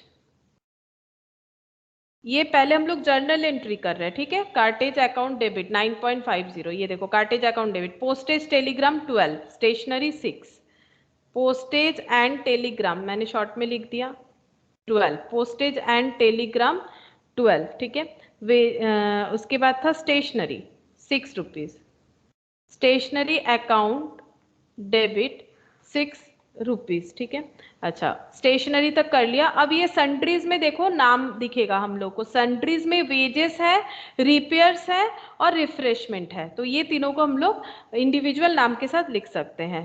wages account debit 6 rupees. ठीक है, अच्छा रिपेयर्स 15 रुपए का था, तो रिपेयर्स अकाउंट डेबिट 15 रुपीज। ठीक है, और रिफ्रेशमेंट, रिफ्रेशमेंट यानी कस्टमर का रिफ्रेशमेंट के लिए जो खर्चा किया हम लोगों ने, ये है रिफ्रेशमेंट है 5 रुपए का। देख लेते हैं एक बार, शायद 5 रुपए था, हाँ 5 रुपए। तो ये सब खर्चा किया, तो इसका जर्नल एंट्री कर दिया। तो expenses account debit to petty cash लिखना पड़ेगा, टू कैश के जगह लिखेंगे पेटी कैश। कितने का खर्चा हुआ है, 60 रुपीज का खर्चा हुआ है। ठीक है, अच्छा अब हम लोग क्या करेंगे, पेटी कैश जो है, जो कैश हैंडेड ओवर करेगा पेटी कैशियर, उसका भी हम लोग एंट्री करेंगे। तो उसका एंट्री कैसे होगा, पेटी कैश अकाउंट, वो पहले कर लेना चाहिए था, चलो कोई बात नहीं। Petty cash account debit to cash, पहले पेटी कैशियर ने 100 रुपए दे दिए। ठीक है, ये वाला एंट्री। ठीक है, अब उसके बाद ये सब खर्चा हो गया, तो 60 रुपीज में 100 रुपीज में 60 रुपीज का खर्चा हुआ, तो बाकी बच जाएगा। तो ये मैंने तो जर्नल एंट्री करके दिखाया। अब इसका लेजर पोस्टिंग कैसे होगा, देखो यहाँ पर दिखाते हैं। देखो लेजर पोस्टिंग कैसे होगा, यहाँ पर लिखते हैं पेटी कैश अकाउंट, पेटी कैश अकाउंट। देखो किस तरह से पोस्टिंग होगा, तो यहाँ पर क्या लिखा हुआ है, to cash, petty cash account debit to cash. तो पहले यहाँ पर टू कैश 100 रुपीज। ठीक है, टू कैश 100 रुपीज हो गया। बाई, यहाँ पर खर्चा जो है वो रिकॉर्ड करेंगे। तो पहले बाई कन्वीनियंस 6.50, उसके बाद बाई ये 9.50 क्या है, cartage postage telegram, cartage by postage and telegram. तो cartage 9.50, postage and telegram 12 rupees, by stationery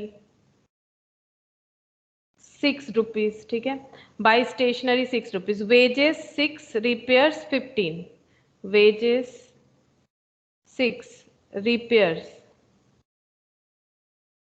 15, और लास्ट में है रिफ्रेशमेंट, बाई रिफ्रेशमेंट।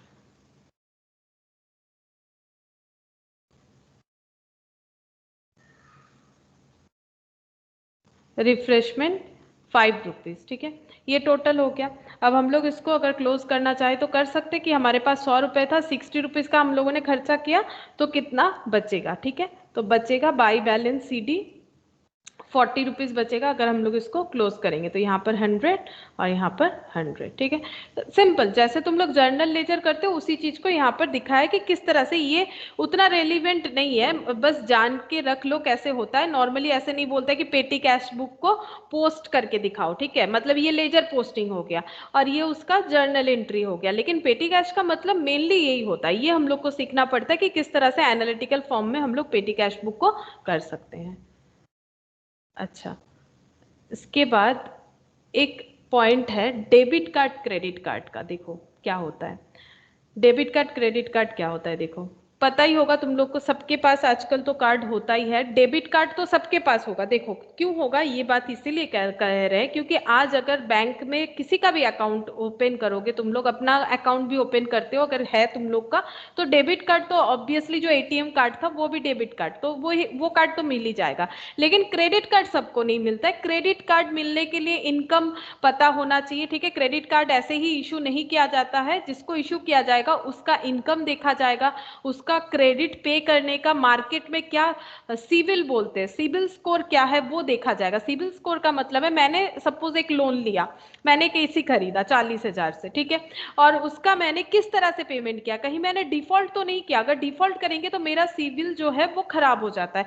लेकिन अगर मैंने एकदम सही सही पेमेंट किया है, कभी भी कोई डिफॉल्ट नहीं किया है, तो मेरा CB बहुत अप होगा। और अगर CB अप होता है तो बहुत सी कंपनियां में फोन करके बोल सकती है कि आप ये क्रेडिट कार्ड ले लो। अब अपने ऊपर है लेना है कि नहीं लेना, बिकॉज क्रेडिट कार्ड में थोड़ा रिस्क तो है जबकि डेबिट कार्ड में नहीं है। रिस्क किस चीज का, क्योंकि क्रेडिट कार्ड का क्या सिस्टम होता है, आप खरीद लो जो भी खरीदना है, उसके बाद पेमेंट करोगे तो चलेगा, ठीक है। लेकिन उसमें बहुत ज्यादा इंटरेस्ट काटा जाता है। अगर हम लोग टाइम पे पेमेंट नहीं कर पाते, जो स्पेसिफाइड पीरियड रहता है उसमें अगर पेमेंट नहीं कर पाएंगे, जैसे आज शॉपिंग कर लिया, सपोज नेक्स्ट मंथ के 15 तारीख को पूरा पेमेंट करना, अगर नहीं कर पाते हैं तो ह्यूज अमाउंट का हमारा जो चार्जेस है वो लगना स्टार्ट हो जाता है। और कभी कभी क्या होता है, लालच में आके बहुत सारे लोग ऐसे करते हैं कि खरीद लेते, क्रेडिट कार्ड है बाद में पेमेंट कर देंगे, और अपना देखते नहीं है कि पेमेंट कर पाएंगे कि नहीं कर पाएंगे, तो वो उनके लिए एक इशू बन जाता है, ठीक है। तो अब देखो डेबिट कार्ड क्रेडिट कार्ड के थ्रू से कैसे हम लोग सेल कर सकते हैं। यहाँ पर क्या बोला है,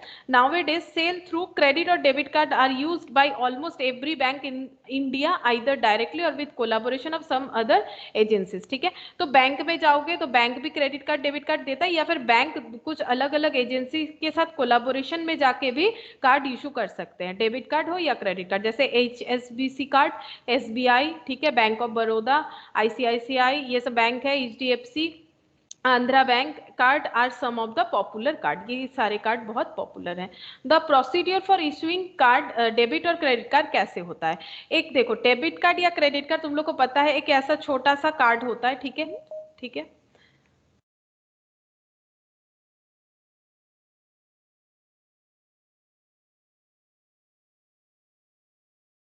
देखो एक कार्ड होता है छोटा सा, प्लास्टिक का होता है, पता ही है तुम लोग को, देख सकते हो प्लास्टिक का कार्ड होता है, उसे बोला जाता है क्रेडिट कार्ड, ठीक है। Is used by bank to prospective customer after verifying. पहले क्रेडिट कार्ड का बात कर रहा है, क्रेडिट कार्ड किसे दिया जाएगा, पहले जिन कस्टमर को बैंक क्रेडिट कार्ड देना चाहेगा, ठीक है, बैंक नॉर्मली फोन करके बोलेगा देखिए आपका। हाँ मैम बोलो। आपका आवाज क्लियर नहीं आ रहा है। आवाज क्लियर नहीं आ रहा है? अच्छा, बाकी लोगों को आ रहा है क्या मेरा आवाज? बहुत लो आ रहा है। अच्छा अच्छा, तो शायद साक्षी तुम्हारा नेटवर्क इशू होगा थोड़ा सा, इसीलिए शायद नहीं आ रहा। अब आ रहा है देखो तो। नो मैम, हम ना कान में सटा के मैम सुन रहे हैं तो फिर हमको आपका आवाज सुनाई दे रहा है। अच्छा, तो मुझे लग रहा है कोई नेटवर्क इशू है, क्योंकि मेरे यहाँ से नेटवर्क इशू तो नहीं है, क्योंकि नहीं तो फिर बाकी लोगों को भी प्रॉब्लम होता, शायद तुम्हारे वहां पर है, हो सकता है। Okay ma'am.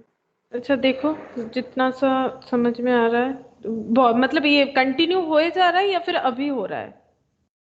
नो मैम, उतने देर से ठीक था, अभी 3-4 मिनट तक हो रहा है। हाँ, तुम्हारा भी आवाज कट के आ रहा है, थोड़ा सा शायद तुम्हारा नेटवर्क इशू होगा। ठीक है, देखो थोड़ी देर बाद ठीक भी हो सकता है, 2-3 मिनट में देखते हैं। Okay ma'am. अच्छा देखो, एक प्लास्टिक कार्ड जैसे तुम लोग देखते हो वैसे होता है ठीक है। और इसको देखो, क्रेडिट कार्ड वेरीफाई करना पड़ेगा पहले कि कस्टमर का क्रेडिटेबिलिटी क्या है, ठीक है। मतलब क्या वो पे कर पाएगा। जैसे अगर बैंक में अच्छा खासा बैलेंस रहे, मेंटेन करते हो, या फिर बैंक को पता रहता है ना कि हम लोग कोई भी लोन लेते हैं, बैंक को कैसे पता चलेगा, एक एसी लिए बैंक को पता चल गया, कैसे पता चलेगा भाई मेरा जो पेमेंट कट रहा है इंस्टॉलमेंट, वो तो बैंक के थ्रू से कट रहा है, तो बैंक को पता चल जाएगा इन्होंने कुछ लोन में खरीदा है और इनका पेमेंट कट रहा है, और ये कितने अच्छे तरीके से अपना पेमेंट पे कर रहे हैं वो बैंक ध्यान में रखेगा, और बैंक फिर उससे बोलेगा कस्टमर को फोन करके कि आप क्रेडिट कार्ड ले लो, आपका तो अच्छा सिबिल स्कोर है, ठीक है। तो कैसे देगा, वेरीफाई करेगा creditability, which is generally measured by his income source. अच्छा, इनकम सोर्स भी लेकिन देखा जाता है। अगर तुम लोग कभी भी मॉल्स वगैरह में जाओगे, क्रेडिट कार्ड ले लो, क्रेडिट कार्ड ले लो करते रहते, और पूछते आप क्या करते हैं, आप जॉब करते हैं कि क्या करते हैं। अगर जॉब करते हैं तो बहुत अच्छा बात है, फटाक से दे देगा, ठीक है। लेकिन अगर बिजनेस करते हैं तो उसका थोड़ा खोज पड़ताल ज्यादा होता है, देखने के लिए कि उनका जो सोर्स ऑफ इनकम है वो कितना ठीक है, कितने अच्छे तरीके से वो पेमेंट कर सकते हैं, ठीक है। इस तरह से बैंक इशू करेगा क्रेडिट कार्ड।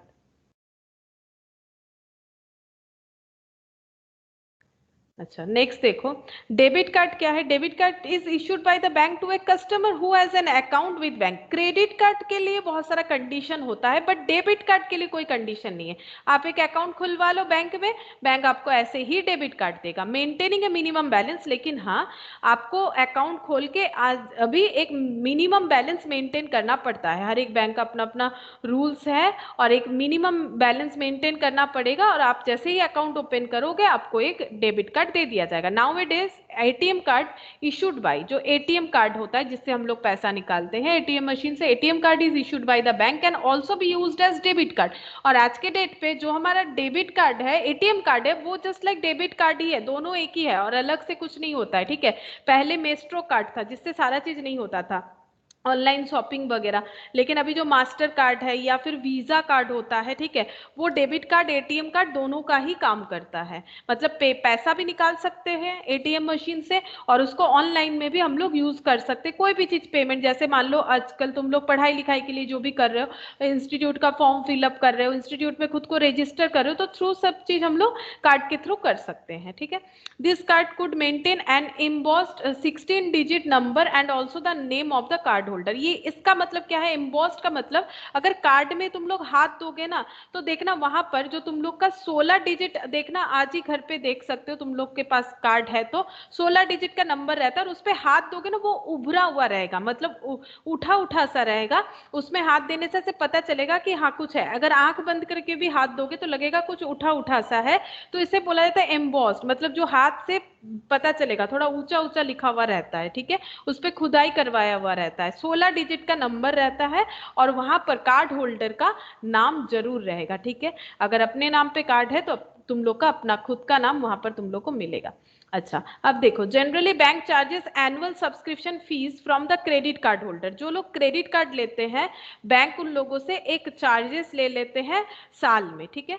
लेकिन जो डेबिट कार्ड होता है उसके लिए नॉर्मली कोई चार्जेस नहीं होता है, लेकिन कुछ बैंक ऐसे हैं कि जो एक नॉमिनल चार्ज, इसमें देखो बहुत ही कम चार्जेस लगता है।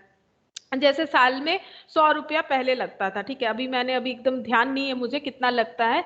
मेरे एसबीआई में जो अकाउंट है वहां पर पहले साल में एकदम स्टार्टिंग में जब मैंने एटीएम, तब ये डेबिट कार्ड वाला कंसेप्ट नहीं था, मेस्ट्रो कार्ड था एटीएम का, तब वो 100 लेता था। अभी मुझे याद नहीं है कितना लेता है, ध्यान भी नहीं दिया मैंने इस बात का, लेकिन पहले स्टार्टिंग में 100 लेता था, वो मुझे पता है, पूरे साल भर का 100 रुपए काट रहा था, ठीक है। अब अभी क्या होता है, बहुत जगह पे ये चीज अलाउ नहीं करता है, हटा दिया है, मतलब खर्चा लेता ही नहीं है, लेकिन क्रेडिट कार्ड पे चार्जेस तो देना पड़ेगा, ठीक है। When the card holder intends to buy some goods और सर्विसेज थ्रू क्रेडिट और डेबिट कार्ड, तो क्या करना पड़ेगा अगर हम लोग खरीदना चाहते हैं, तो the seller fills in a form generally in triplicate the details of the goods with the amount of sales and uses the embossed card with the help of the credit card machine to print the data on that form। मतलब अभी तो देखो, जैसे तुम लोग big बाजार वगैरह में जाओगे या फिर कहीं पर भी जाओ, कोई भी शॉपिंग मॉल में जाओ, अगर कार्ड के थ्रू पेमेंट करना, एक मशीन रहता है, घुमा देता है, बोलता है आप इसमें कार्ड को स्वाइप कर दो, आपका पेमेंट वहां कट होके चला जाएगा, ठीक है। आप अपना पिन डाल दो, एंटर कर दो, कार्ड को रखो, फिर ऐसे करके स्वैप कर दो, मतलब ऐसे टान दिया जाता है, ठीक है। तो इसमें क्या होगा, बिल खुद ब खुद बन के आ जाता है, बिल आपको दे दिया जाता है। लेकिन इसके पहले क्या होता था, देखो सेलर मतलब जो बेच रहा है आपको प्रोडक्ट, वो क्या करता है, 3 फॉर्म रहता है, मतलब 3 एक ही तरह का देखने का फॉर्म रहता है, वहां पर डिटेल्स को फिलअप करता है, जो कि आज के डेट पे उस तरह से करने का जरूरत नहीं होता है, वो तो ऑटोमेटिकली होता है। जब वो लोग कंप्यूटर में एंट्री डालते हैं ना, तो वहां पर ट्रिप्लिकेट फॉर्म खुद ब खुद वो लोग एंट्री कर देते हैं कि ये प्रोडक्ट खरीदा इतने रुपीज का, ये प्रोडक्ट, जस्ट एंट्री करने से वो ऑटोमेटिक लेते रहता है सॉफ्टवेयर, ठीक है। तो the details of the goods की क्या क्या हम लोगों ने खरीदा, कितने का खरीदा, ठीक है, और फिर उस कार्ड को यूज कर लिया जाता है। Also the customer has to counter sign the form, और उस फॉर्म को जब वो बिल दिया जाता है तो कस्टमर भी उसमें साइन करता है। और लेकिन अभी ऐसा जरूरी नहीं है, हर जगह साइन नहीं करवाता है, हम लोग पेमेंट कर दिए, वो हम लोगों को क्या करता है, बिल दे देता है। One carbon copy of the form is given to the customer for the record. लेकिन पहले ये क्या होता था, कॉपी, कार्बन कॉपी तो अभी भी हम लोग को मिलता है, जो उन लोग के पास भी एक मेन बिल रहता है कि ये कस्टमर कितने का क्या प्रोडक्ट खरीदा है, क्योंकि हम लोग जब रिटर्न करने जाते हैं तो वो उसके साथ ही चेक करता है और हम लोग को एक प्रिंटेड कॉपी दे देता है, ठीक है। तो 3 कॉपी रहता है। तो ये तो तुम लोग को बहुत अच्छे तरीके से पता है कि किस तरह से हम लोग इसको यूज कर सकते हैं कार्ड को। अच्छा, उसके बाद क्या बोल रहा है, the seller sums up the difference amount sold like this and submit generally every day to his bank all the forms. अब ये जो सेलर है, मतलब तुमने मॉल से खरीद लिया कुछ भी तो थ्रू कार्ड, ठीक है, और जो मॉल वाला है वो क्या कर रहा है, वो अलग अलग कस्टमर को बेच रहा है और सारा जो कार्ड का डिटेल्स है, ठीक है, the seller sums up the different amount sold like this and, इस तरह से कार्ड के थ्रू से जितना भी प्रोडक्ट उसने बेच डाला है उसको सारा इकट्ठा करता है और रोज का रोज वो बैंक में वो सारा फॉर्म को सबमिट कर देता है। जो 3 फॉर्म रखता है ना, उसमें क्या करता है, एक फॉर्म ले जाके बैंक में सबमिट कर देता है। बैंक क्या करता है, the amount is credited by the bank to the seller account. Bank क्या करेगा, जैसे मैंने खरीदा तो मेरे अकाउंट से तो पैसा डेबिट हो जाएगा, तुरंत हमें फोन में मैसेज आता है कि आपका इतना पैसा कट हो गया। और ये क्या होगा, ये जो पैसा कट हो रहा है ये सेलर मतलब जो बेच रहा है उसके बैंक अकाउंट में जाके वो क्रेडिट हो जाएगा, हमारे से डेबिट होगा और जिसके अकाउंट में पैसा जमा होगा उसमें क्रेडिट हो जाएगा। Of the bank or the company issuing the credit और debit card, the amount is credited by the bank to the seller account and debited to the account of the bank or the company issuing the debit और credit card, ठीक है। और मेरे bank account, जैसे मेरे SBI में account है तो फिर मेरे एसबीआई वाले बैंक अकाउंट से वो मेरे कार्ड के थ्रू से वो पैसा डेबिट हो जाएगा और उसका मैसेज हमें तुरंत आ जाता है। अब देखो यहाँ पर क्या बोला है, the bank issuing the card charges commission for each such transaction. और बैंक क्या करता है, ये फैसिलिटी देने के लिए, फैसिलिटी क्या है, तुम्हें कैश लेके जाना नहीं पड़ेगा, तुम्हें कार्ड के थ्रू से काम कर सकते हो, तुम्हारे लिए बेनिफिट होगा, पैसा कहीं पर भी घूमने का चांसेस नहीं होता है, ठीक है, उससे कैशलेस ट्रांजैक्शन और बहुत अच्छा प्रूफ भी होता है। तो bank issuing the card charges commission for each such transaction, और ऐसे ट्रांजैक्शन जितने सारे हम कार्ड के थ्रू करते हैं बैंक उसका एक चार्जेस काट लेता है और जो कि 1% से 4% के अंदर वेरी करेगा, ठीक है। और ये पैसा भी क्या होगा, immediately debited to sellers bank account, वो भी सेलर के बैंक अकाउंट में जाके पैसा जमा हो जाएगा उसके साथ। मतलब हम लोग जो 100 रुपए का सामान लिया, 100 रुपए तो अकाउंट से कटना ही है और उसके साथ साथ क्या होगा, जो कमीशन जो बैंक लेगा वो भी पैसा कट हो जाएगा, जो कि 1% से लेके 4% के अंदर वेरी करेगा, बैंक टू बैंक डिपेंड करेगा। The bank sends a monthly statement to the card holder.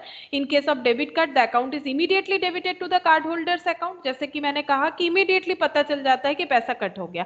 लेकिन क्रेडिट कार्ड में इमीडिएटली नहीं होगा, क्योंकि ये तो क्या होता है, पोस्ट पेड की तरह होता है, ठीक है, पहले यूज करो उसके बाद पैसा दे दो, उसका एक लिमिट होता है कि आप इस कार्ड से 1 लाख का परचेस कर सकते हो।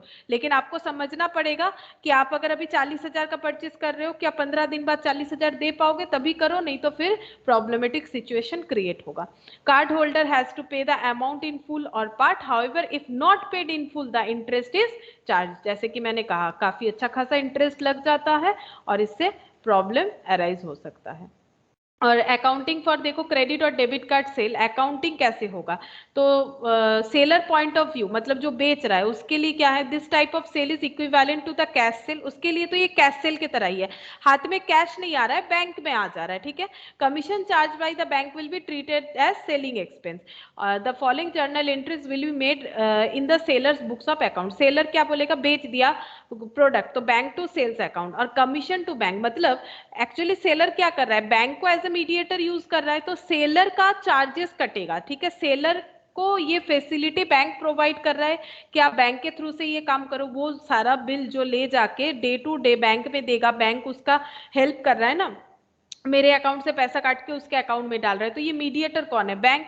तो बैंक उसके बदले क्या कर रहा है? अपना कमीशन ले रहा है जो सेलर है उससे, और हम लोगों से क्या लेता है?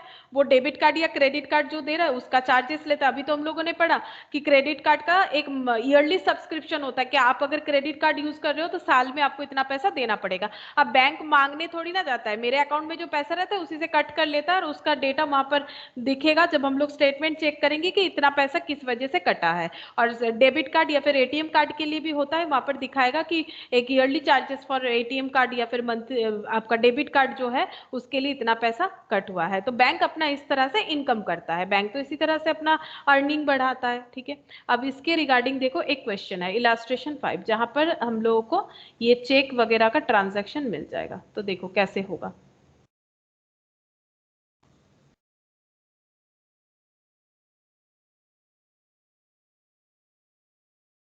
देखो क्या बोल रहा है, enter the following transaction in cash cash bank with discount and bank column. ठीक है, कैश बुक होगा एक्चुअली ये। ठीक है, कैश बुक प्रिपेयर करने बोला है with bank column and discount column. Cheques are first treated as cash receipt. क्या ये हम लोगों ने कर लिया था? नहीं, नहीं किया था।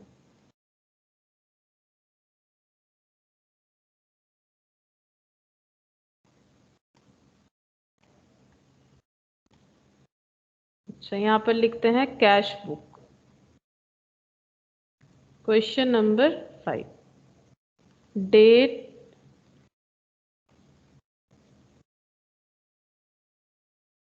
particulars, ledger folio, discount, cash, bank.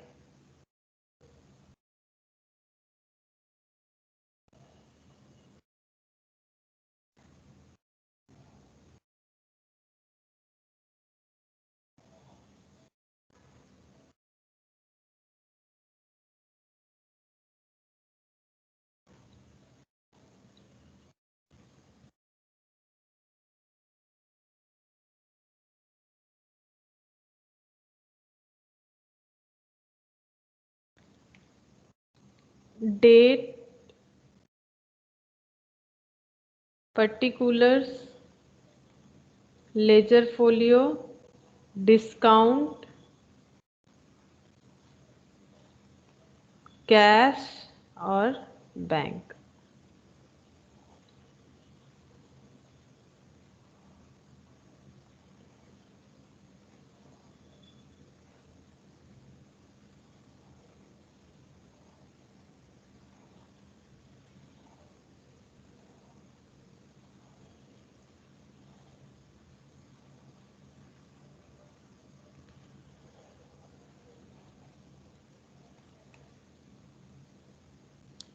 अच्छा, कैश इन हैंड 1 मार्च 2020 का दिया हुआ है, 2020।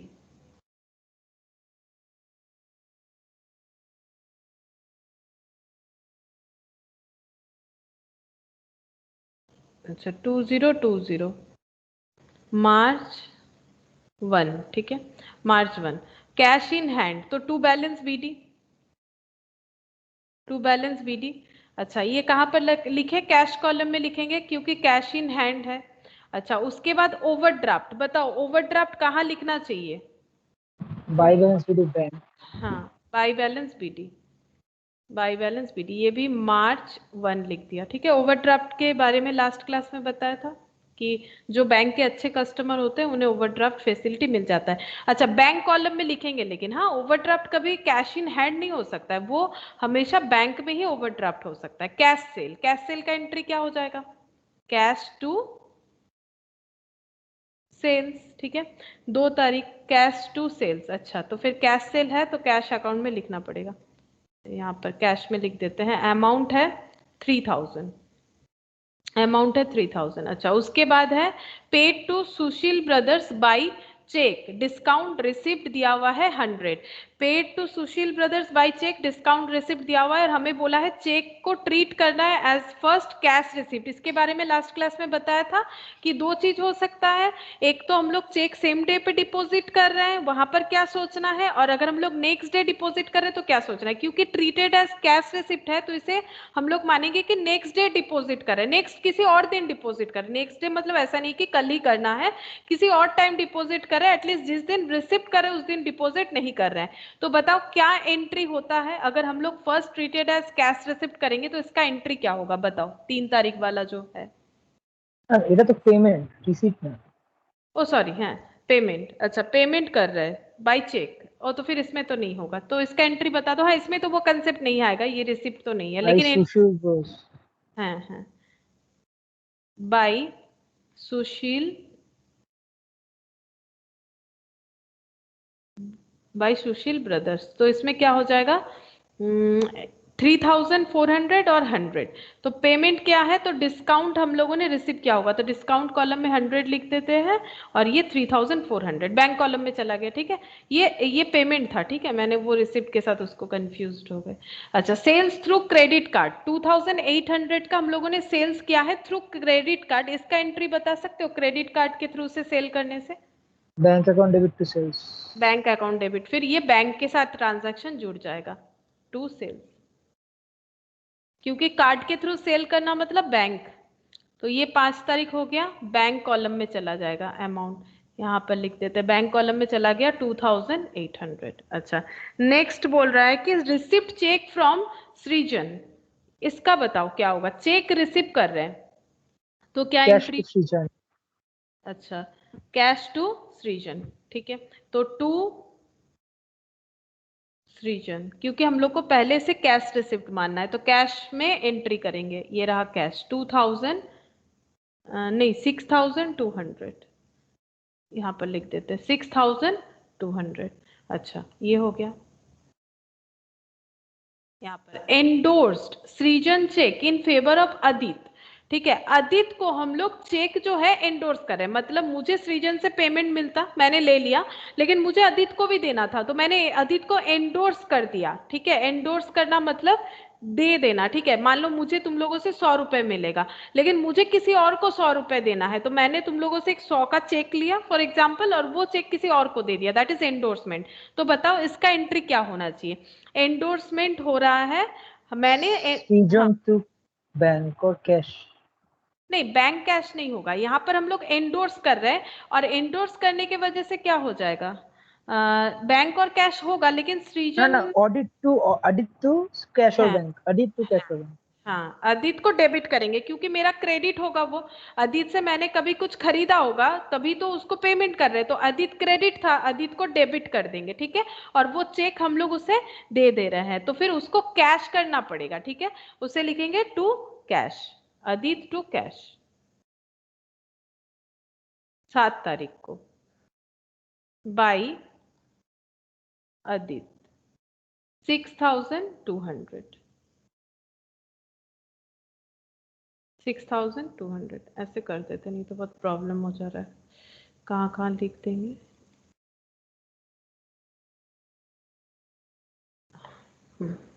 अच्छा, उसके बाद डिपॉजिट इनटू बैंक, ये तो कॉन्ट्रा एंट्री हो जाएगा, बैंक में डिपॉजिट का एंट्री क्या हो जाएगा, bank to cash. Bank to cash, तो डेट है 9 तारीख का। ठीक है, 9 तारीख को बाई बैंक, और कॉन्ट्रा एंट्री लेजर फोलियो में लिखेंगे टू कैश। अच्छा, तो कैश बोल के बैंक के कॉलम में चला जाएगा 6800, और यहाँ पर आ जाएगा बाई बैंक बोल के कैश कॉलम में আচ্ছা 6। ম্যাম, ম্যাম हाँ, আগের এন্ট্রিটা যে সৃজন ক্যাশ রিসিপ্ট ধরেছিলাম, ওরা তো এন্ডোর্স করেছে, তো ওটা তো ব্যাংকে ডিপোজিটই হয়নি, তো মানে ওটা ব্যাংকে এন্ট্রি হবে না 6200টা যেটা। 6200 টা বলো হ্যাঁ কি বল। ওটা অ্যাকচুয়ালি ফার্স্টও আমরা ক্যাশ রিসিপ্ট ধরেছি, বাট হুম, তারপর ব্যাংকের এন্ট্রি না করে ওটা এন্ডোর্স করে দিয়েছি, ওখানেও ক্যাশ লিখেছে, তো হ্যাঁ ওটা তো ওই পুরো জন্য ক্যাশ ট্রানজাকশন হবে, তো মানে ব্যাংকে হবেই না ওটা। না আপাতত হবে না, যতক্ষণ না চেকটা ব্যাংকে গিয়ে জমা পড়ছে ততক্ষণ ওটা ব্যাংকে যাবে না। মানে আমি তো জমা করলাম না, চেকটা অন্য কাউকে দিয়ে দিচ্ছে, এবারে ও যতক্ষণ না জমা করবে সেটা ওর বুকসে এবার এন্ট্রি হবে। আমি তো মানে চেক আমার বাড়িতে রেখেছিলাম, তাই জন্য আমি ওটাকে ক্যাশ দেখিয়েছি, এবার ওই জিনিসটাই ওকে ফেরত করে দিয়েছি, সেই জন্য আমার ব্যাংক আসবে না। কিন্তু অ্যাকচুয়ালি যেটা আমরা এন্ডোর্স করছি ওটা তো অ্যাকচুয়ালি চেক করছি না, কারণ তাই জিজ্ঞেস হ্যাঁ করছি। হ্যাঁ, চেক তো করছি, কিন্তু বাট একবার ভেবে ক্যাশ দেখো। হ্যাঁ, তো আমাদেরকে কি বলেছে, আমরা কেন ক্যাশ করলাম, কারণ আমাদেরকে কি বলেছে দেখো, আমাদেরকে বলেছে কি যখনই আমরা কোনো চেক রিসিভ করব তখন ওটাকে ফার্স্ট ট্রিট করবো অ্যাজ ক্যাশ। এর মানেই হলো কি আমি যেদিন চেকটা নিচ্ছি আমি চেকটাকে ব্যাংকে ফেলছি না, ঠিক আছে? তাহলে আমি চেকটা যদি ব্যাংকে জমা না করি তাহলে আমাকে ওটাকে ক্যাশ ধরে নিতে, এবার চেকটা আমি ব্যাংকে জমা করিনি বলেই আমি অন্য কাউকে ওটা দিতে পারছি। আমি চেকটা ব্যাংকে যদি জমা করে দিতাম তাহলে তো আমি অন্য কাউকে দিতে পারতাম না। তাই জন্য আমার রিভার্স এন্ট্রিটা হলো আমি অদিতকে ক্যান্সেল করে দিলাম, অদিত অ্যাকাউন্ট ডেবিট, আর আমার ওটা হয়ে গেল টু ক্যাশ। তার আগে এখানে কি হয়েছিল, এখানে হয়েছিল ক্যাশ টু সৃজন, মানে আমি টাকা পেয়েছি কিন্তু ওটা আমি অ্যাকচুয়ালি চেক পেয়েছিলাম, কিন্তু চেকটা ডিপোজিট করছি না বলে আমি ওটাকে ক্যাশ টু সৃজন করেছিলাম। এবার যদি অদিতকে দিয়ে দিই চেকটা, তাহলে আমার এখনো তো চেকটা তো ব্যাংক পর্যন্ত পৌঁছায়নি, চেকটা আমার হাতে আছে, তাহলে আমি ওই চেকটা কি করলাম, অদিতকে দিয়ে দিলাম, তাহলে অদিত আমার ক্রেডিটার ছিল, ও ডেবিট হয়ে গেল, ক্যান্সেল হয়ে গেল, আর ক্যাশ আমার যেটা ডেবিট হয়েছিল সেটা আমার থেকে चले गया, पूरी रिवर्स एंट्री। माने ये देखो एक्चुअली ये क्या हुआ, देखो यहाँ पर अगर तुम लोग देखो तो जब हम लोगों ने सृजन को सृजन से देखो, जब हम लोगों ने चेक लिया, क्योंकि हम लोगों ने सेम डे डिपॉजिट नहीं किया तो हम लोगों ने एंट्री किया था कैश टू सृजन, ठीक है? ये हम लोगों ने चेक लेने का एंट्री किया था कैश टू सृजन 6200।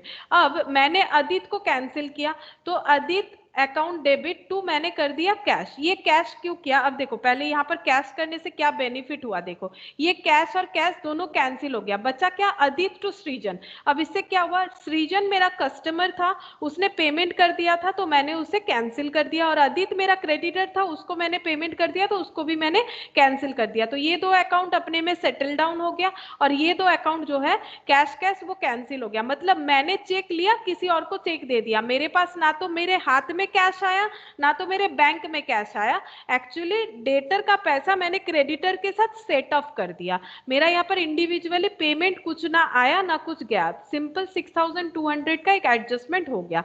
अब एक चीज देखो, अगर यही वाला चीज अगर चेक के बदले कैश में होता, एक बार सोचो चेक के बदले कैश में होता तो भी सेम एंट्री होता। अगर हम लोग सृजन से कैश रिसीव करते तो हम लोग ऐसे एंट्री करते, कैश टू सृजन, ठीक है, 6200 जब अदित को पेमेंट करते तो भी एंट्री ऐसे ही करते, अदित टू कैश 6200, ये हमारा कैश रिसिप्ट में भी यही एंट्री होता। लेकिन एक चीज सोचो, अगर ये मेरा चेक अगर मैंने उसी दिन डिपॉजिट कर दिया होता तो ये कैश के जगह बैंक होता, तो मेरे लिए पॉसिबल नहीं होता कि हम अदित को वो चेक दे दे, क्योंकि वो तो बैंक में डिपॉजिट हो गया, वो तो अदित को हम लोग दे नहीं सकते हैं, फिर अदित को मुझे कैश में ही पेमेंट करना पड़ता या फिर दूसरा कोई उसे चेक देना पड़ता। अगर कैश पे करते तो अदित टू कैश कर देते, और चेक पेमेंट करते तो अदित टू बैंक कर देते, लेकिन यहाँ पर क्या हुआ, चेक जो मेरे पास आया वो थ्रू सृजन मैंने उसको अदित को रिम्बर्स कर दिया, भाई ये चेक तुम रख लो, ठीक है, और तुम उसको अपने अकाउंट में डाल लेना। तो ये अब जो बैंक रिसिप्ट वाला बात है, मतलब चेक डिपॉजिट वाला बात है, वो सिंपल अदित के हाथ में है, वो जब चेक डिपॉजिट करेगा तो सृजन के अकाउंट से पैसा कट हो जाएगा, ठीक है, और मुझे कुछ नहीं मिलेगा क्योंकि मैंने ये अपना अकाउंट को इस तरह से सेटल किया। इसीलिए यहाँ पर बैंक का कोई भी ट्रांजैक्शन नहीं हो रहा है इसके बुक्स में, ठीक है। बैंक का ट्रांजैक्शन होगा अब अदित के बुक्स में होगा जब अदित चेक को डिपॉजिट करेगा और सृजन के बैंक अकाउंट से पैसा कट हो जाएगा, और हम लोग जिसका कैश बुक बना रहे हैं उसके अकाउंट में बैंक का कोई इस रिगार्डिंग फिलहाल ट्रांजैक्शन तो नहीं हो रहा है। क्या समझ में आया पॉइंट? Yes ma'am. अच्छा, अब देखो deposit into bank, I think deposit into bank कर लिया हम लोगों ने, हाँ। अब देखो received cheque from Aviral and deposited the same into the bank by allowing discount of 50 rupees. अच्छा, यहाँ पर कुछ अलग पॉइंट दिया हुआ है, 3600 का एक चेक है जो हम लोगों ने अविराल से रिसीव किया और उसको बैंक में भी डिपॉजिट कर दिया सेम इनटू द बैंक, मतलब उसी दिन डिपॉजिट कर दिया, तो बताओ क्या एंट्री होगा? Bank to Aviral. हाँ, फिर बैंक टू अविराल होगा, ठीक है। 10 तारीख का, हाँ 10 तारीख का बात है, बैंक टू अविराल। तो यहाँ पर हो जाएगा 3600, ये बैंक में चला जाएगा 3600 और 50 रुपीज का डिस्काउंट, तो ये 50 डिस्काउंट के कॉलम में चला गया। अच्छा, उसके बाद यहाँ पर अदित इन्फॉर्म्ड दैट सृजन चेक इज डिसऑनर्ड। अब यहाँ पर पॉइंट आएगा, देखो जो हम लोग डिस्कस कर रहे थे, अब अदित बोल रहा है सृजन का चेक जो आपने मुझे दिया था वो डिसऑनर हो गया। कौन किसको बता रहा है? जिसका बुक्स ऑफ अकाउंट्स हम लोग बना रहे हैं, नाम क्या है इसका? नाम हम भूल गए, जिसका बुक्स ऑफ अकाउंट्स बना रहे हैं, चलो कोई नाम है ही नहीं, तो जिनका बुक्स ऑफ अकाउंट्स हम लोग बना रहे हैं, एक बार सोच लो खुद का ही बना रहे हैं। तो अदित क्या कर रहा है? अदित हमें इन्फॉर्म करके बोल रहा है कि आपने जो सृजन वाला चेक दिया था वो डिसऑनर हो गया, ठीक है। Now cash is received from Srijan and amount is paid to Adit through own cheque. अब क्या करेंगे हम लोग, क्या करना चाहते हैं हम लोग? अदित हम लोगों ने इन्फॉर्म कर दिया कि सृजन का चेक डिसऑनर हो गया, हम लोग सृजन से कैश ले रहे हैं और वो जो पैसा है वो हम लोग पे कर रहे हैं अदित को थ्रू ओन चेक। मतलब सृजन से पैसा लिया, फिर चेक काटा और अदित को दे दिया कि आप ये पैसा ले लो। तो मुझे बता सकते हो कि क्या एंट्री होगा? बताओ। ডিসঅনার এন্ট্রি তো এখানে বসবে না, তো তারপর ফার্স্টে টু সৃজন, ক্যাশে বসবে 6200, তারপর বাই অদিত 6200 ব্যাংকে। हाँ ये देखो बैंक सही, में। ठीक बोले सो, सही बोल रहे हो। देखो सृजन से पेमेंट ले लिया हम लोगों ने, ठीक है, सृजन से पेमेंट ले लिया, तो फिर क्या एंट्री करेंगे? कैश में लिया है। देखो यहाँ पर क्लियरली हमें बता दिया है कि हम लोगों ने कैश रिसीव किया है सृजन से, तो कैश अकाउंट डेबिट टू सृजन। अब कितना रिसीव करेंगे? जितने का चेक डिसऑनर हो गया उतना ही तो हमें मिलने वाला था, 6200 का अमाउंट था, तो ये रहा 6200 कैश में। ये पैसा अब हम लोग अदित को देने वाले हैं, ठीक है। तो अदित को कैंसिल करेंगे, बाई अदित, कितना हो जाएगा? 6200। अब उसको चेक दिए हैं ना, तो बैंक में लिखो 6200, ठीक है। अब डिसऑनर का एंट्री जो है वो भी हम बता देते, लेकिन वो यहाँ पर पुट नहीं होगा। डिसऑनर का एंट्री एक्चुअली क्या होगा पता है? बचा क्या था? अदित टू सृजन, ये तो कैंसिल हो गया था ना, अब इसी का रिवर्स एंट्री हो जाता है, ऐसे हो जाएगा। सृजन को डेबिट करेंगे, डिसऑनर का एंट्री ये होता है, सृजन account debit to Adit. But ये यहाँ पर इसीलिए नहीं जाएगा क्योंकि ये तो भाई कैश बुक है, कैश बुक में ये सृजन और अदित को कहाँ पुट करे, कर ही नहीं सकते हैं ये, बाकी ये डिसऑनर का एंट्री है। डिसऑनर होने पे डेटर को फिर से डेटर बनाओ और क्रेडिटर को फिर से क्रेडिटर बनाओ, ठीक है। अब ये सेटलमेंट हो गया यहाँ पर। अच्छा नेक्स्ट देखो, यहाँ पर सेल्स थ्रू, फिर से बता रहा है डेबिट कार्ड, डेबिट कार्ड के थ्रू सेल हो रहा है, मतलब वही बैंक को लाना पड़ेगा हम लोगों को। तो क्या हो जाएगा? कैश टू सेल्स होता है, उसकी जगह हम लोग लिखेंगे बैंक टू सेल्स। अच्छा इसका अमाउंट हो जाएगा बैंक टू सेल्स, कहाँ गया? Sales through debit card 3200। अच्छा उसके बाद विथड्रॉन फ्रॉम बैंक, तो ये कॉन्ट्रा एंट्री वाला बात हो जाएगा, बैंक से विथड्रॉन कर रहे हैं, तो cash account debit to bank, तो बाई कैश और to bank, cash account debit to bank. अच्छा ये कितना अमाउंट है? 24 का है 1800। अच्छा 24 ऑफ मार्च 1800, तो ये है 1800 बैंक में चला जाएगा। और ये वाला जो है कैश जो है 1800, अच्छा मैंने इधर उल्टा लिख दिया, सॉरी, ये देखो टू बैंक बोल के बैंक में ही लिख दिया गलती से, 1800। अच्छा उसके बाद पेड संचित बाय चेक, संचित को हम लोगों ने चेक के थ्रू पेमेंट किया है 3000, ठीक है, तो बाय संचित लिख देंगे, फिर बैंक कॉलम में एंट्री कर देंगे बाय संचित।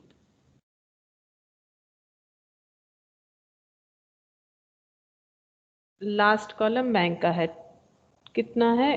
बाय संचित 3000।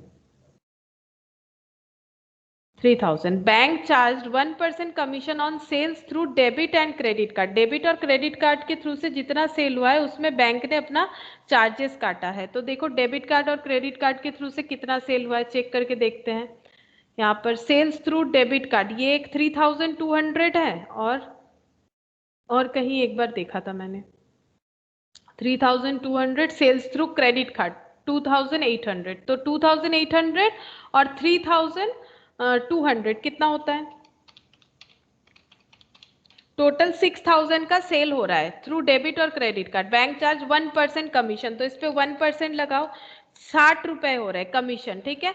60 रुपए कैसे मिला, हम लोग को पहले ढूंढना पड़ेगा, देखो कि डेबिट और क्रेडिट कार्ड के थ्रू से कहाँ कहाँ सेल हुआ है। एक तो ये 3200 और एक 2800 ऊपर था, ठीक है। तो ये दोनों हम लोगों ने सेल किया, तो टोटल 6000 हो रहा है, उस पर 1% यानी 60 रुपए हो रहे हैं। तो कमीशन कौन काटेगा, बैंक काटेगा, ठीक है, इसको हेल्प करने के लिए। तो 30th को लिखते हैं, देखो डेट 30th ही था, हाँ, बाई कमीशन, ठीक है। Commission account debit to bank by commission, तो बैंक में चला जाएगा 60 रुपीज, हो गया। अब हम लोग को इसे क्लोज करना है।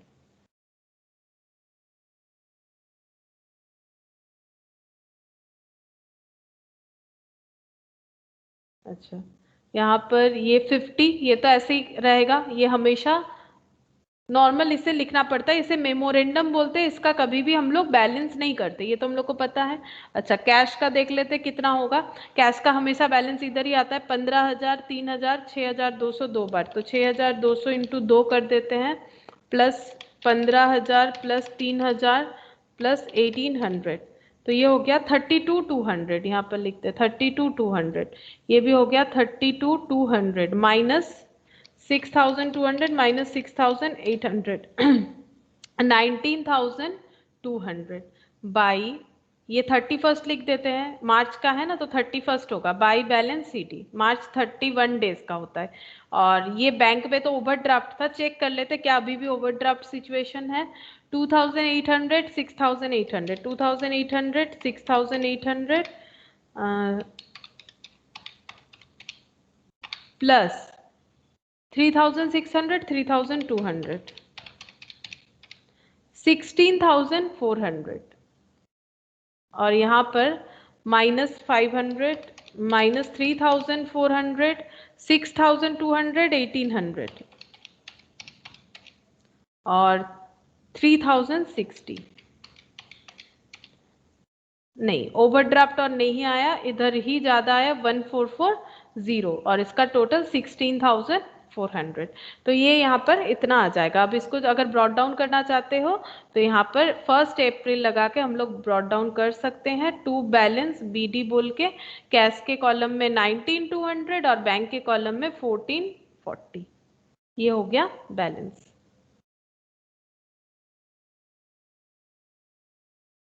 अच्छा, ये कंप्लीट हो गया यहाँ पर। और एक पेटी कैश बुक का सम से ये तुम लोग कर सकते हो, ठीक है। मुझे थोड़ा ये MCQ डिस्कस करना है, तुम लोग मुझे बताओ कि MCQ का आंसर्स क्या होगा, ठीक है। फर्स्ट, जैसे यहाँ पर पूछ रहा है कि the total discount column on the debit side of the cash book recording cash discount deducted by the customer when paying their account is posted to the, यहाँ पर ऑप्शंस दिया है। फिर से एक बार देखो क्या बोल रहा है question, the total of the discount column on the debit side. अब डेबिट साइड मतलब क्या, अभी अभी देखो बना है, ये डेबिट साइड होता है, ये क्रेडिट साइड होता है, तो डेबिट साइड में कौन सा डिस्काउंट लिखते हैं देख लो, ठीक है। अब क्या बोल रहा है, of the cash book recording cash discount deducted by the customers when paying their accounts is posted to the, कौन से साइड पोस्ट होगा, credit side of the discount allowed account, debit side of the discount allowed, credit side of the discount receipt account, बताओ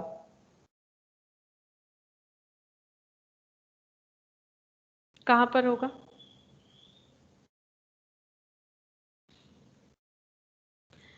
मतलब यहाँ पर बोल रहा है कि टोटल जो डिस्काउंट कॉलम है डेबिट साइड में, ठीक है, कैश बुक का रिकॉर्डिंग कैश डिस्काउंट, जहां पर हम लोग कैश डिस्काउंट को रिकॉर्ड करते हैं, डिडक्टेड बाय द कस्टमर, जो कस्टमर का पेमेंट से हम लोग डिडक्ट करते हैं ना, कस्टमर को अगर 500 देना है, उससे 490 ले रहा है, तो 10 रुपए का उसका डिडक्शन करवा दिए, ठीक है।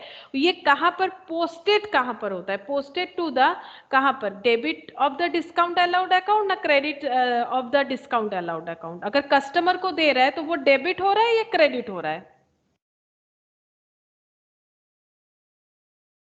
सर डेबिट হচ্ছে, डेबिट ऑफ द डिस्काउंट। हाँ debit of the discount allowed account, ठीक है, थोड़ा सा लैंग्वेज घुमा के दिया है, लैंग्वेज को ऐसा नहीं है, देखो बोल रहा है total discount column on the debit side of the cash book, simple सा बात है, कैश बुक के डेबिट साइड में टोटल जो डिस्काउंट वाला कॉलम है।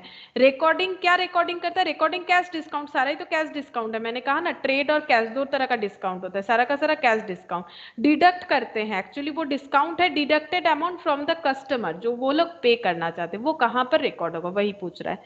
अच्छा second point 2, cash book is a type of dash but treated as a dash of account. Cash book क्या है, subsidiary book and principal, principal subsidiary, subsidiary subsidiary, बताओ कौन सा होगा, टाइप ऑफ डैश, सब्सिडियरी हाँ subsidiary but treated as a principal book, ये तो subsidiary book का ही पार्ट है, बट इसे प्रिंसिपल इसीलिए माना जाता है क्योंकि यहाँ पर जर्नल हो जाता है, ठीक है, जर्नल लेजर दोनों चीज फॉलो होता है। Which of the following is not a column of the 3 column cash book, 3 column cash book का कौन सा कॉलम नहीं है, कैश कॉलम होता है, बैंक कॉलम होता है, क्या पेटी कैश कॉलम बोल के कोई कॉलम होता है, नो, नहीं, तो ये 3 का सी होगा। Contra entries are passed only when, contra entry कब पास होता है, डबल कॉलम कैश बुक के टाइम पे, ट्रिपल कॉलम या सिंपल कैश बुक के टाइम पे, बताओ कॉन्ट्रा एंट्री कब होता है, मैम डबल सिंपल कॉल, बोलो, सिंपल माने जस्ट कैश बुक पेन तो सिंपल मतलब सिंगल कॉलम कैश बुक, ताल तो डबल होगा। हाँ डबल, डबल में भी होता है ट्रिपल में भी होता है, देखो হ্যাঁ यहाँ, দুটোই হয়।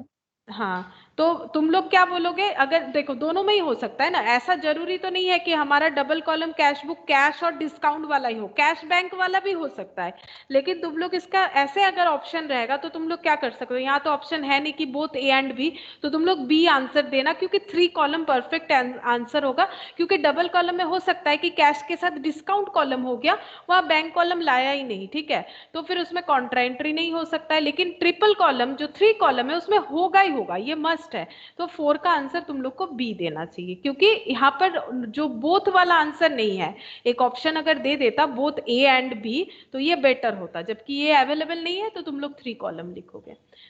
फिफ्थ वाला बताओ, द कैश बुक रिकॉर्ड्स कैसा चीज रिकॉर्ड करता है, all cash receipt, all cash payment, all cash receipt and payment, बताओ, मैम सी होगा, सी होगा, correct, all cash receipt and payment, the balance in the petty cash book is dash an expense, a profit, an asset, बताओ पेटी cash book क्या होता है, पेटी cash book मतलब भी तो कैश बुक ही है जहां पर छोटा मोटा खर्चा रिकॉर्ड करते हैं, अगर इसमें कोई बैलेंस बच जाता है, जैसे आज, नहीं थोड़ा सा सोचो, एक्सपेंस नहीं है, ये पेटी कैश बुक है, ठीक है, जो मैंने आज तुम लोग को करवाया वहां पर 100 रुपीज मेन कैशियर ने दिया था, उसका 60 মাইনাস रुपए, এক্সপেন্স হয় তো ওটা हाँ बताओ क्या होगा, की बोल, অ্যাসেট অ্যাসেট ক্যাশ তো asset, closing balance of cash, देखो एक लाइन मैंने तुम लोग को रीड करके वहां पर बताया ना कि जैसे हम लोग cash in hand cash at bank को बैलेंस शीट में लिखते हैं क्लोजिंग बैलेंस को, उसी तरह से पेटी कैश का क्लोजिंग बैलेंस भी लिखते हैं, ठीक है तो ऑर्गेनाइजेशन का क्लोजिंग कैश ही, ठीक है, यहाँ पर एक्सपेंसेस रिकॉर्ड होता है, लेकिन जो बैलेंस बच जाता है ऑब्वियसली पेटी कैश बुक में एक्सपेंसेस रिकॉर्ड होता है, और वो अमाउंट रिकॉर्ड होता है एज ए रिसिप्ट जो मेन कैशियर यानी जो बड़ा कैशियर है उससे मिलता है, जो मेन कैशियर होता है या फिर चीफ कैशियर होता है उनसे मिलता है, लेकिन जो क्लोजिंग बैलेंस जो कि ये 40 रुपीज आया था हमारे क्वेश्चन में, वो तो एसेट होता है, क्योंकि ये करंट एसेट होता है बेसिकली, और भी डिटेल्स में बोले तो करंट एसेट, ठीक है, ये करंट एसेट होगा जो कि हम लोग बैलेंस शीट के एसेट साइड में रिकॉर्ड करेंगे, और यहाँ पर कैश बुक में पेटी कैश बुक में एक्सपेंसेस रिकॉर्ड होता है, बट पेटी कैश बुक का क्लोजिंग बैलेंस अगर कुछ बच जाता है तो वो क्लोजिंग कैश बैलेंस तो एसेट ट्रीट होगा। एंड लास्ट जो है 7th का, if Ram has sold goods for cash the entry will be recorded as, recorded in कहां पर होगा, cash book, sales book, in the, अच्छा कैश बुक, करेक्ट, क्योंकि Ram has sold goods for cash तो entry हो जाएगा कैश टू सेल्स, ठीक है, तो कैश बुक में एंट्री हो जाएगा, तो ये कैश बुक में एंट्री होना चाहिए, तो ये 7 तक ही यहाँ पर एमसीक्यूज अवेलेबल था, यहाँ पर 7 एमसीक्यू था, ये मैंने करवाया, और ये रहा पेटी कैश बुक।